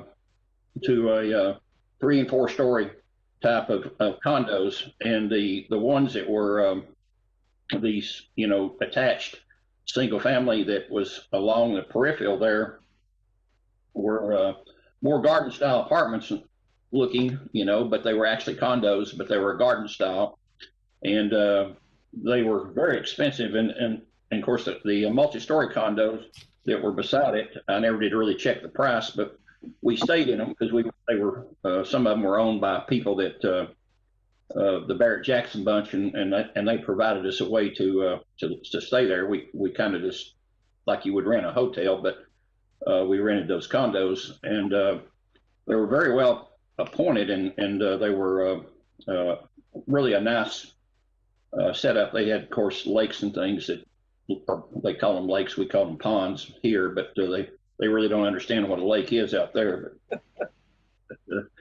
But anyway, I was kind of impressed with the fact that they wrapped the lower density around the higher density and made it all work together. And I'm sure that, of course, property cost out there, I'm sure, is considerably higher than here, particularly around an area like that. But anyway, I was really impressed with that type of design and how they worked it. And really, I asked the owner there about how long it took, and he said, we built this in phases because he said it was a deal where we had people buying into it and in sections, and I thought that to be quite an interesting way of doing a development. But anyway, that's all I've got, Doug, and I thank you. You've got a good starting point here. I'm also listening to what Mark has to say and what Ron has to say, and like I said, and Ed St. Clair, I think you do have a good starting point. Just think maybe some tweaking would be in order, and looks like we've got plenty of time to do that. Yes, sir. Okay, real good. Yes, sir. That sounds good. We'll study this more and be back in touch with Mark first of the week if we want to leave it on the 21st. This Commissioner Green, do I have time for one more comment? Sure. Yep. I don't think I've heard anybody talk about planned commercial development. And since we're all interested in exactly what's going to get built, Mark, you mentioned the geometry and the configuration and buffer zones, et cetera. Doesn't the planned commercial development allow us to design for that particular need from front to back, from north to south, and then and meet the different needs of the different areas? We have different needs for the different parts of that property. The front third is one need and restricted, and the middle one's a different one, and the last third is a different one. And it sounds to me like the planned commercial development could be used to tailor the development to the differing challenges of that property. So that's just one thing I wanted to throw out for a thought for consideration. That's planned PCD, Paul CD, not T as in Tom. PCD, planned commercial development. Thank you. Yeah, that's fine. And the key again with that is still going to be, this transition concept. So it really, but I do think with what they are showing at this point on at least the northern, almost half of the property would be probably TCD would be the better option with that. But again, that's an option. They could look into that as well. It's just, but you're still going to have to deal with the transition and how do we transition to existing residential developments and not have something that's incompatible next to them. Hey, That's all Mark, I got. Yes, sir. Hey, Mark, we need to, Mr. Green, thank you for your comment about planned commercial development.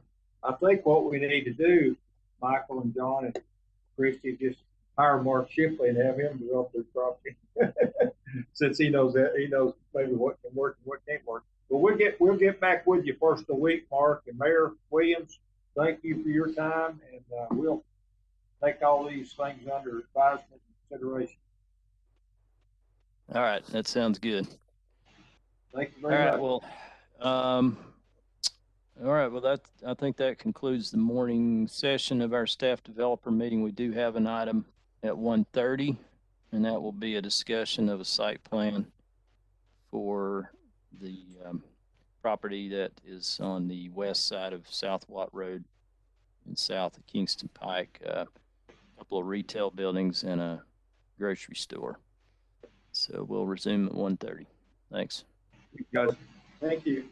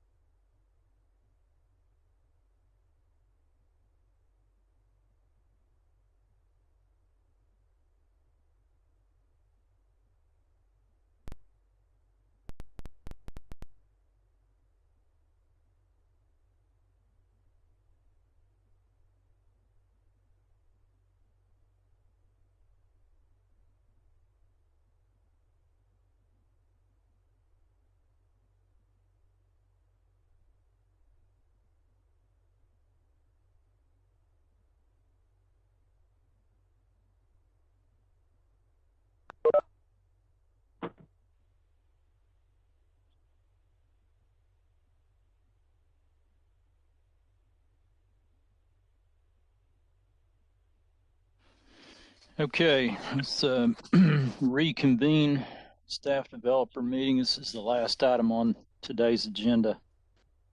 And this is a site plan for the Kingston Pike Village phase 2. If you remember, phase 1 was multifamily part of the project on the south part of the property, and this phase involves a grocery store and 2 retail buildings. We get to the drawing, and this is phase 2, and Watt Road is to the left here. Go ahead and that's Watt Road. Down here's Kingston Pike. So as I mentioned, this phase involves a grocery store and 2 retail buildings out near Kingston Pike. All this was approved as part of the, or looked at as part of the concept plan for the overall project. This is a planned commercial development project. This is a detention area here adjacent to Watt Road. Little Joe's Pizza is in this area here. So that's kind of gives you a context of what we're looking at. If you remember, this was actually discussed last month at staff developer.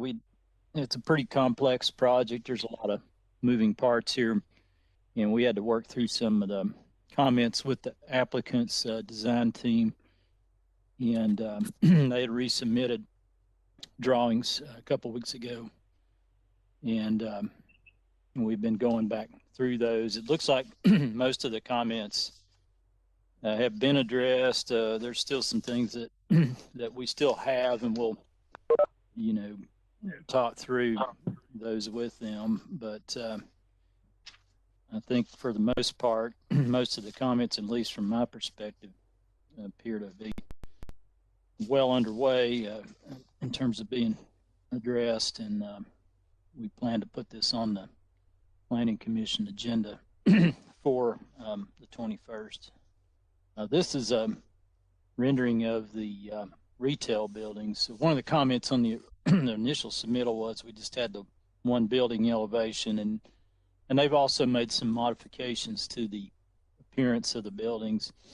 I think they've enhanced the appearance, and that's basically what they're proposing for these buildings to look like. They both would be, pretty much identical, and then there would be some gathering space between the 2, so that would be kind of in this area, and there would be landscape area in the front along Kingston Pike. Let me go back to this. The grocery store building elevation looks something like this, and this is obviously this is the front, the top image. It's what you would see facing the main front of the building, and in the back is the second image, and then the 2 sides. This building and the 2 retail buildings do satisfy the town's requirement for 75% masonry on the average of the 4 elevations. So you take the net facade area of all 4 elevations, and as long as it totals to at least 75%, it would comply. So that's kind of what that building looks like. Whoops. Go back to the site plan. A couple of things that just to point out that I made a note of. There may be some other staff that could chime in on some things, but we do need to have something, obviously in writing in terms of the negotiations with Little Joe's. I think the comment response letter indicated that y'all in discussion with the owners there, Laura and Travis Presley. So we just need to make sure that everything's actually been approved and is okay with them for the items that affect their property.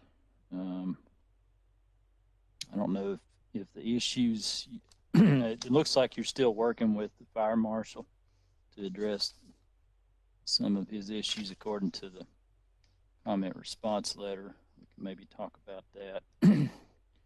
And I think one thing that I noticed on the, we do need in a revision is the gas station kiosk renderings. We've got like black and white kind of scaled down versions of the canopy and things like that. We need to see, just the same as you did with the other buildings, what the kiosk area and what the, you know, color rendering, what it's going to look like from all four sides. So if y'all could take care of that. As far as one of the other comments we looked at initially was adding some landscaping in front of the Food City building. What they're proposing, you've got an area here, and then kind of a landscape strip through there. And this is pretty much open in the middle. So that's basically what they're proposing. And then there's a lot of landscaping area around the south and west and then behind the building. What we'd ask them to do is to try to, you know, soften it up and make it and add some greenery across the front of the building, similar to kind of what the Kroger Marketplace did with their planters and things, and they kind of spread out landscaped areas across the front of the building to kind of soften it up so that it's not a big mass of concrete and asphalt. So that's what they're proposing with that. Mark, is some of this being addressed with through the VRB? Well, they will have to have a landscape plan that would be taken to the VRB, and that would be something that the VRB would look at, and they may they may recommend that they beef that up a little bit. Also, they the may be sign. fine with it. I'm not sure, but yeah, signage too. Okay. Yeah, whenever they are ready to submit their signage, formal sign applications, they did show kind of a conceptual idea of where they were thinking about putting signage, and that's good. Actually, we kind of encourage that now in the sign ordinance, so that they, you know, think about that on the front end. I'm not sure that the signage in some of these areas, I don't know, but it's probably not exactly where the signs are going. But and then the Food City has basically some desired sign areas across the front. We would, of course, have to evaluate that in terms of whether it would meet the town's sign ordinance requirements. But what about street signs? Is there any yeah, they do have yeah, they show a location for the monument sign. I know it's on one of the sheets. Should be, I know I've seen it. Oh yeah, here it is. That's that. There, I imagine there's probably a sign, probably that would be proposed off of Watt Road as well. Watt? I'm not sure. Watt Road as well. Okay. Yeah, probably. Okay, so. thank you. Let's see. I don't know, Mark or Pat or either of you guys, did you all have any questions or clarifications at this point? I guess it's really, you know, whether these buildings, you know, one of the things that we have in architectural design standards is that new buildings are to have an iconic element. So a short tower could be considered an iconic element, and that's basically what they're proposing here. Buildings do have a cap on them. They do have articulation and a lot of transparency, which is, all those things are good. You know, like I said, these are pretty much 100% brick. these buildings. Let me go back to the Food City. Now, on the Food City building, one of the things in the architectural design standards is that you don't have just a large blank wall without any architectural elements built into that to kind of break it up. So that's how they're proposing to break up these side views of the building and the back, which would be the least visible elevations to the public. So kind of just breaking it up by columns and into different sections on those three elevations. So again, that's something that Planning Commission could weigh in on and see if they're comfortable with that or not. Mark, this is Alderman Pinchot. Can I ask you a question, please? Yeah. The two buildings up on the street, up on King Site. Yeah. I don't see, where is their like AC units going to be? Are they going to be on the roof, or are they going to be hidden somewhere along the side of the building? Because all those apartments and things up above are going to be looking down on these buildings. Just been considered. Yeah, I'm trying to remember. I think they're roof mounted and they would be screened by the parapet of the building. This Pat Iannelli, that was the intent. Mm-hmm. Now, anytime you have a significant change in grade, it's kind of like these units up here at the Starbucks building. I mean, yeah, you can see them from up on Kingston Pike just because it's quite a bit higher elevation than that project. But so you might still see them, from a higher, elevation. But within reason, they would be screened from view from adjacent properties and public rights of ways, because that's the requirement of the town's ordinance. And so they would try to, I'm sure, screen them as best they can, with the understanding that a large change in grade is always a challenge to completely screen them. And those buildings, the apartment buildings, are pretty far away from the retail buildings. I mean, there's a good distance between those.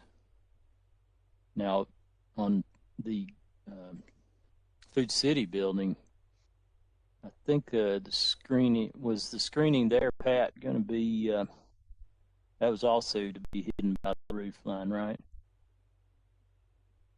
I'm not involved in that one, so I'd have to let somebody else answer that.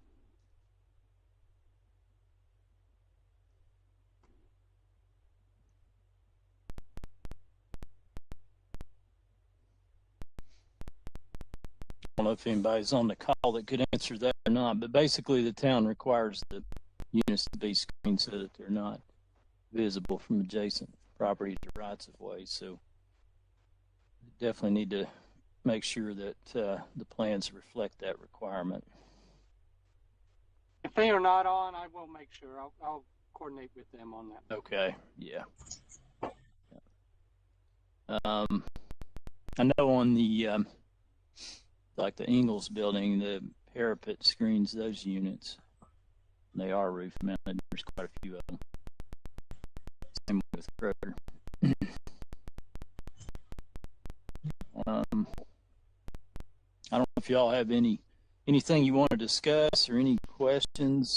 Like I said, I kind of went through the comments that I had initially and didn't have much that was left from my personal perspective.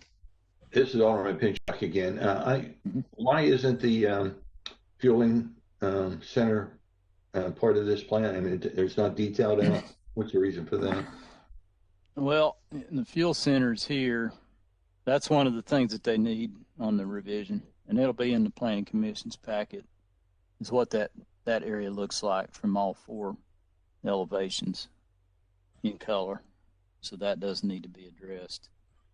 I don't really have that currently in the revised set.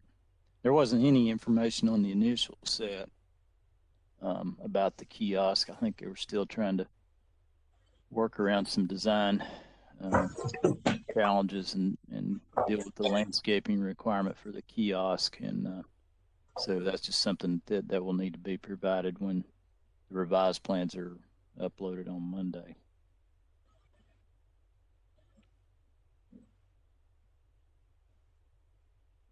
And the kiosk does have to, just like any other building, it has to be 75% masonry, so brick. So that'll have to be addressed. Are you saying there's a chance that this gas center won't even be built? It's optional at this point, or you just don't have the drawings? Be built. We just don't have a color rendering of what that area is going to look like. That's where it's at.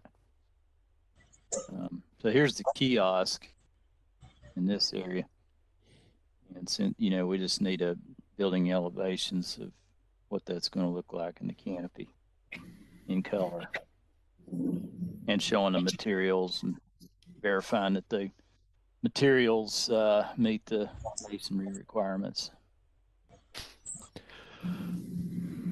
This is Commissioner Green. Maybe it's on the print, but I can't quite see. On the shops in the front, are there dumpsters associated with that? Yeah. Let's see. It's not on. Trying to think here. It's been a little bit since I looked at that. I don't remember where it's at. Mark, do you remember where the dumpsters are on this? I know they're in the back.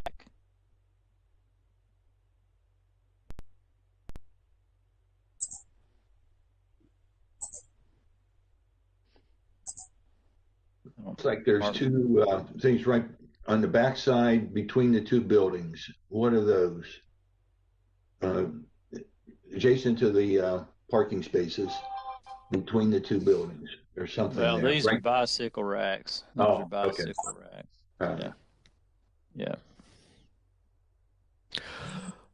So I guess we need to know that. The other is similarly for the grocery store. There's a lot of refuse removal boxes and pallets and stuff. Is that area designated on the drawing somewhere? How trucks can get to and from that? Yeah, that area is all, obviously back here. It's kind of like Kroger. You know how Kroger has that parking and access in behind it. That's basically what they've got here. And this is the loading, unloading area that's on the north end of the building. They flipped it actually from what was originally on the concept just to get it further away from the residential area, the multifamily part of phase one, so that the dumpster and loading area are on the other side of the building, which is actually a good change. And a minor comment on this drawing, on the area behind the grocery store, there's a dashed line that runs vertically that cuts across the corner of the parking lot. Anybody know what that is? It's not a property line, I hope. No, it's not a property line. It might just be a line that got left on a CAD drawing. The property line actually is this line back here. And it's, of course, this is Loudoun County to the west, and that the property it backs up to Food City in Loudoun County is zoned commercial.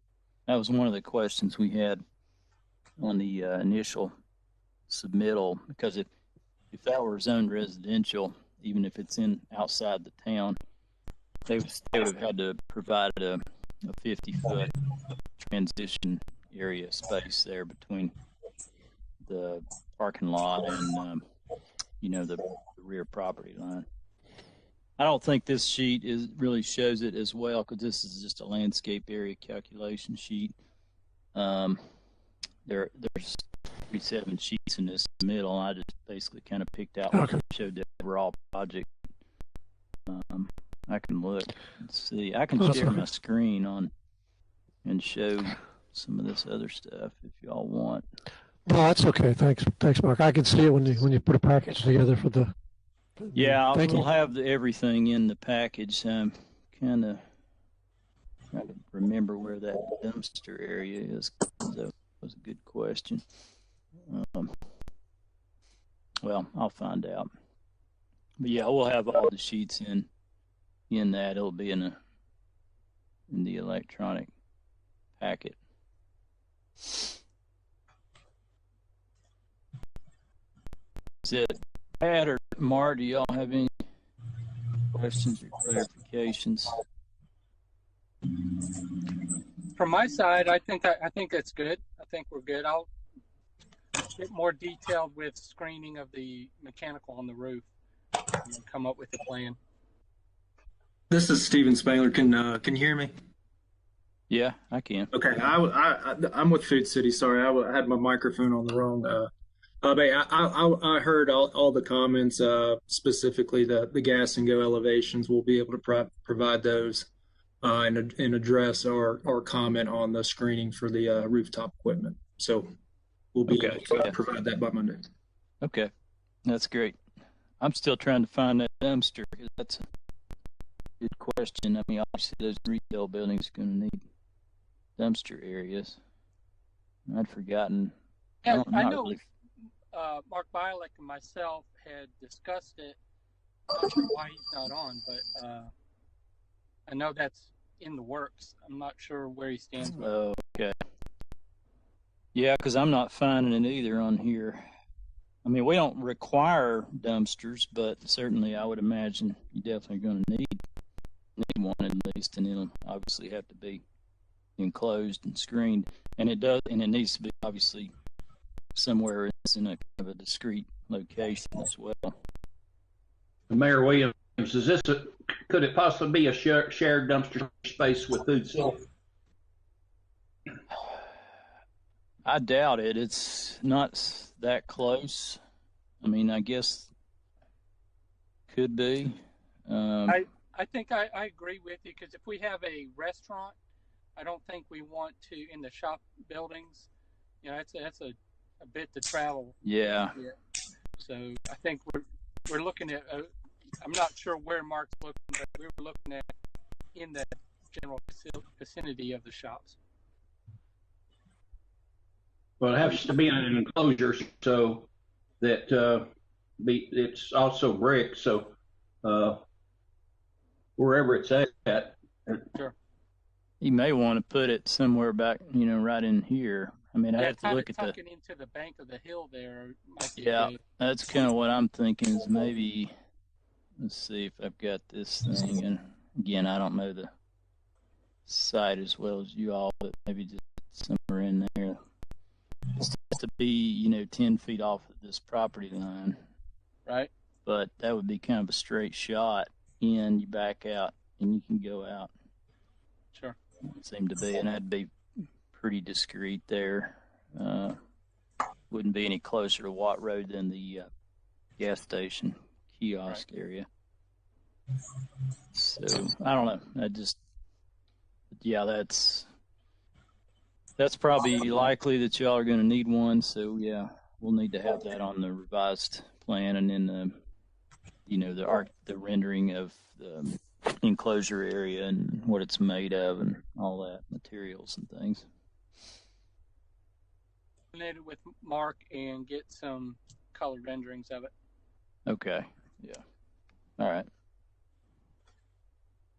I don't know if anybody else, anybody from the applicant had any questions or anything y'all needed clarification from us. I put a note in my government online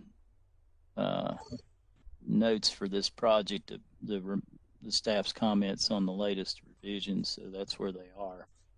There was kind of a lag in staff availability due to the holidays, so we're kind of having to piece together comments.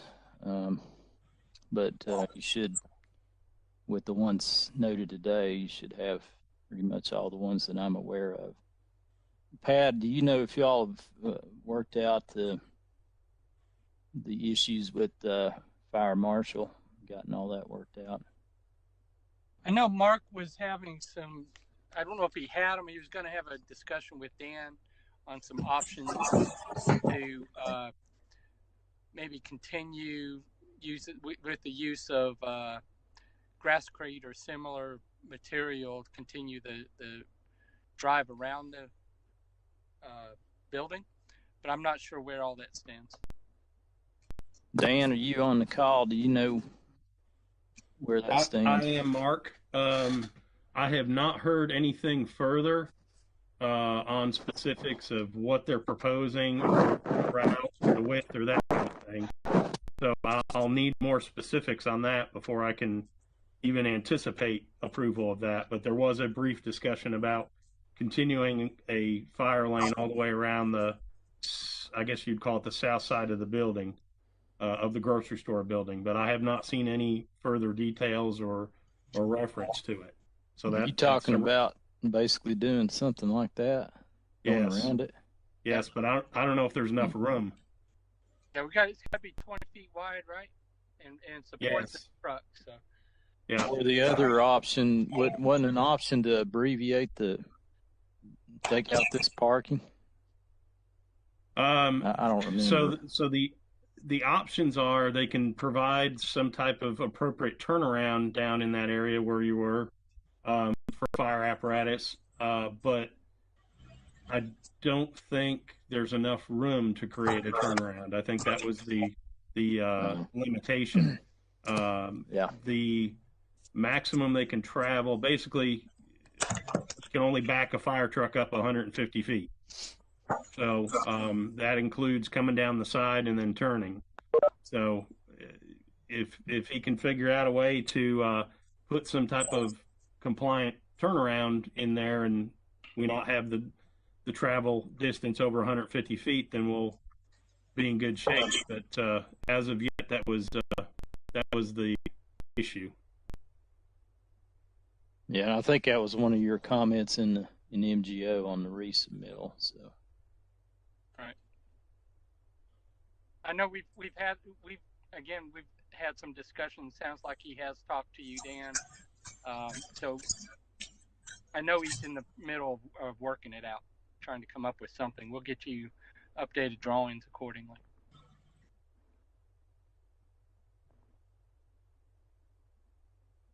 Let's see.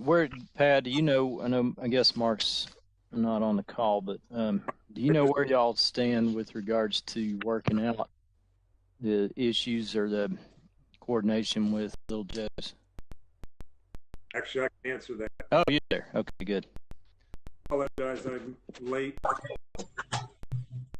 In regards to Little Joe's, I've had a long conversation with Travis Presley yesterday, and we're trying to work out the issue of, he has no problems with what we're proposing to do up front. The issue we have is he wants to do what the area behind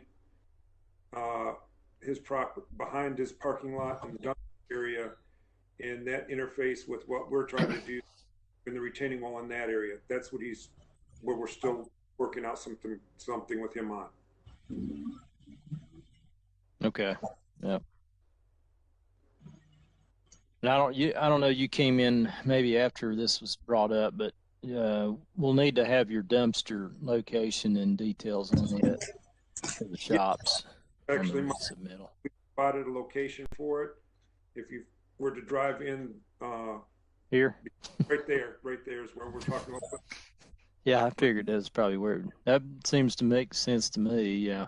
Yes, that's where we're. You just want a landscape around particularly around the back road elevation with some evergreen material. Yes. So you can kind of screen it and buffer it. Yes, we will do that. All right, we'll just need a detail like any project of the enclosure, the materials, the gates, all that stuff. Yeah. Okay. Yes, I will get with Pat and we'll coordinate that out.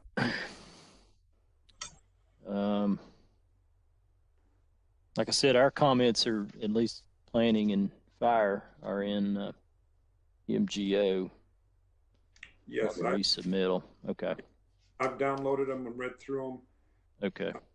And I saw it when I got on. Dan was talking about sorting out an issue with the parking behind the store. Yeah. I want to propose, one thing that I did talk about is possibly making that where with the parking at a rollover curb and providing them a reinforced vegetative area so that they could literally drive around the corner and all the way up to the front, drive around so that they could drive all the way around the building. Dan, is that something similar to what they did at Staybridge? Yeah, if they put in an engineered all weather or I'm going to use the term grass pave. But that type of system that's will carry the imposed load of fire apparatus. That's completely acceptable. I mean, we'll have to work out the details of how that will be differentiated from the normal grass area, but that would be an acceptable alternative. Yes, and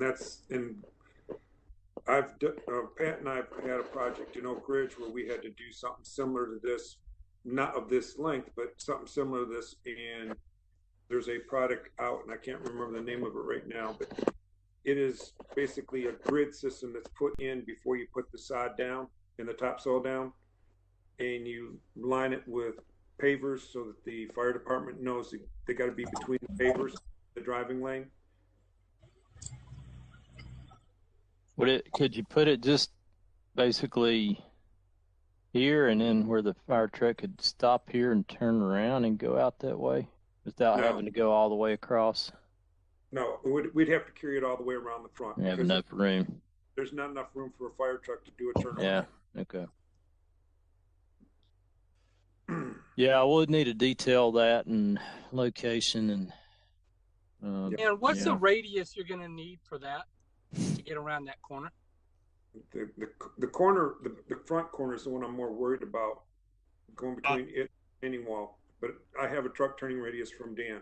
Okay. I was going to say, I think Mark has that handy. I don't have that number in front of me, but I believe I've given that to Mark. You have, Dan, and I have a vehicle that I can do a truck turning radius and show that it makes it all the way around without hitting a building or the retaining wall. And we'll make sure that the vehicle can do that without having to worry about dropping a tire off of the non-reinforced area. Okay. Anything else you guys need to discuss or bring up at this point, Mark or Pat? I don't have the comments in front of me. Let me grab them real quick. I want to go through them real quick. Oh, he's doing that. I don't think I have anything. Okay. Like I said, I'll get that dumpster enclosure. Okay. Shown, and I got to get back with the owner on any fine tuning of the detail of the elevations and stuff. So try to get that as well. But other than that, no. I can't remember, Pat. One thing on you, I'm sure you have a note on it, or I would have made a note of it. But you might want to just kind of show hypothetically where these RTU units might be, so that you're demonstrating that the parapet of the building is going to be screening them. Sure. Yeah, absolutely. Okay. I think that's something I need to get into more than what I have. So perfect. Let's see. Yeah. Mark, I have those comments now in front of me. Okay. We do have a certified address for every building now. Okay. I'll provide the. And just upload that into the project as a PDF if you can, I will. Please. I will, and we'll also revise the cover sheet to reflect those addresses. And number two, we were just talking about in regards to Travis Presley, I'm assuming. Yeah. Number three, we'll be more than happy to label post ground sign location and note that it will require VRB approval. We've already took care of number four. Number five, I will be submitting those with this next round of submittal. Number six, I am curious if that is in relationship to the grocery store. I don't have that comment in front of me. What is it? Please ensure that the landscape area provided in figure, it says area provided figure, it says 14,442 on sheet C11 includes only areas eligible for use in meeting the requirement. And I'm assuming that's in regards to the landscape area, proposed landscape area. Between the building and parking lot, yeah. Mm-hmm. Yeah, and so in other words, the only area that really counts is where the parking across the back, down along the loading dock area, and the parking field in front. Everything on this building does not count. Right. Okay. Okay. And I just want to differentiate those two, even though it's the landscaped area is greater than way over. We will. That's something the VRB will look at too, and they'll also kind of assess whether you might want to show with the building elevations. Let me look at this for a second. When this goes to the VRB, it'd probably be a good idea to have a rendering, if you can, showing what the landscaping is going to look like from the front elevation or the east elevation. Yes. Just to show them what y'all are proposing and what that might look like, and see whether that appears to be sufficient or not. Okay. I thought you added some, but I know that Al and I understand what he's talking about. And the designers for the grocery store have been talking about that and trying to sort that out. I don't know what they've come up with, but I know that they're working on it. Okay. Do we need a landscape plan as part of this submittal? No, not really. Since we adopted the architectural design standards, how you present the site is something that the Planning Commission looks at as part of their site plan. But the actual landscape plan itself is ultimately approved by the VRB. The reason I was is I know that Pat and I have talked, and I know they haven't finished the landscape plan yet. Okay. And I missed something that is not 100% done. Yeah. Oh, you could just make a note of that then, and maybe on the site plan that the landscape plan is, will be updated to be presented to the VRB or something. Because they're really the one that ultimately approves it anyway. Right. No, and I understand that. In regards to Dan's comments, we'll address those two items that he had with no problem at all. Not sure if Daryl had any comments left or not. There was none on this. I don't think he's got it in MGO, so I'll coordinate with him if he's not in on this meeting and make sure that if he had anything, to get those to you.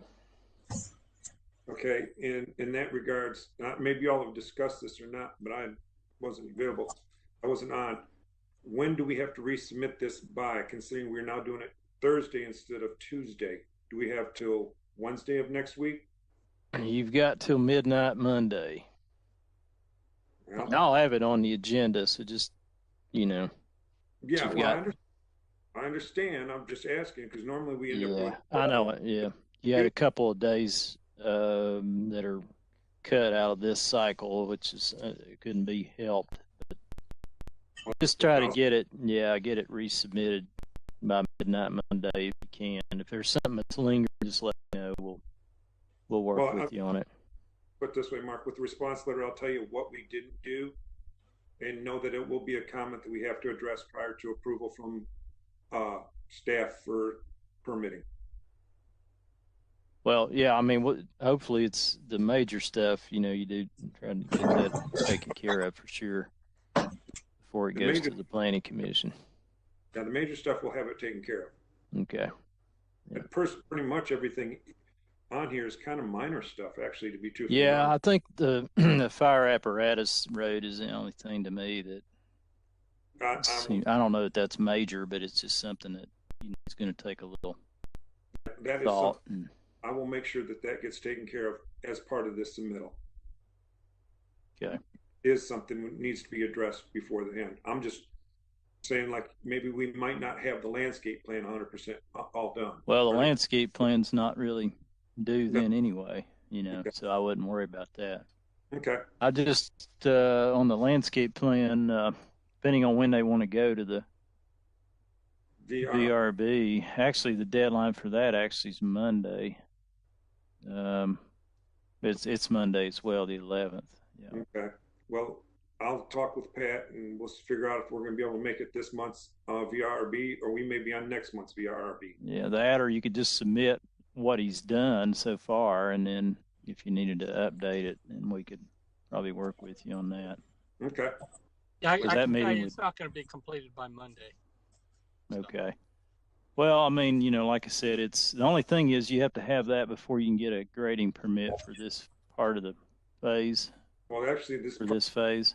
Already grading is part of the phase 1. Okay. Well, for any work related to the site development of this phase, you'd have to have a grading permit for that, and then you have to have a landscape plan approved. Yes, I understand. That. I understand. Okay. That I unless Daryl has some major thing come out of the woodwork, I don't see this being too big of a problem to get into you back by Monday. Okay. Yeah, I'll send him a email and have him touch base with you if he had anything left. Okay, I would appreciate. I mean, well, he's got the drainage fee and the erosion control letter of credit, which those are Right. automatic on this. I'm just wondering if he has anything else. Plan related. Yeah. Yes, plan related. He shows to be on here. Yeah. Well, Daryl, do you have anything left? He's on the call. Well, He may be He's muted. not. Yeah, he is muted. He's Let's muted. see if he's here. Well, he needs to unmute yourself. Yeah, see his name on here. Hey, Daryl, if you're in the meeting, just get with Mark Bialik about any comments you may have, if you have any left.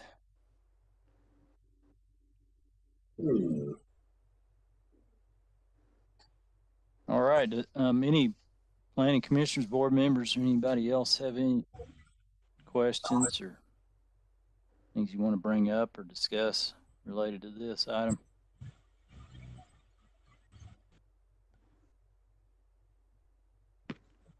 This basically will complete that PCD project. It's just 2 phases, so this will pretty much complete that.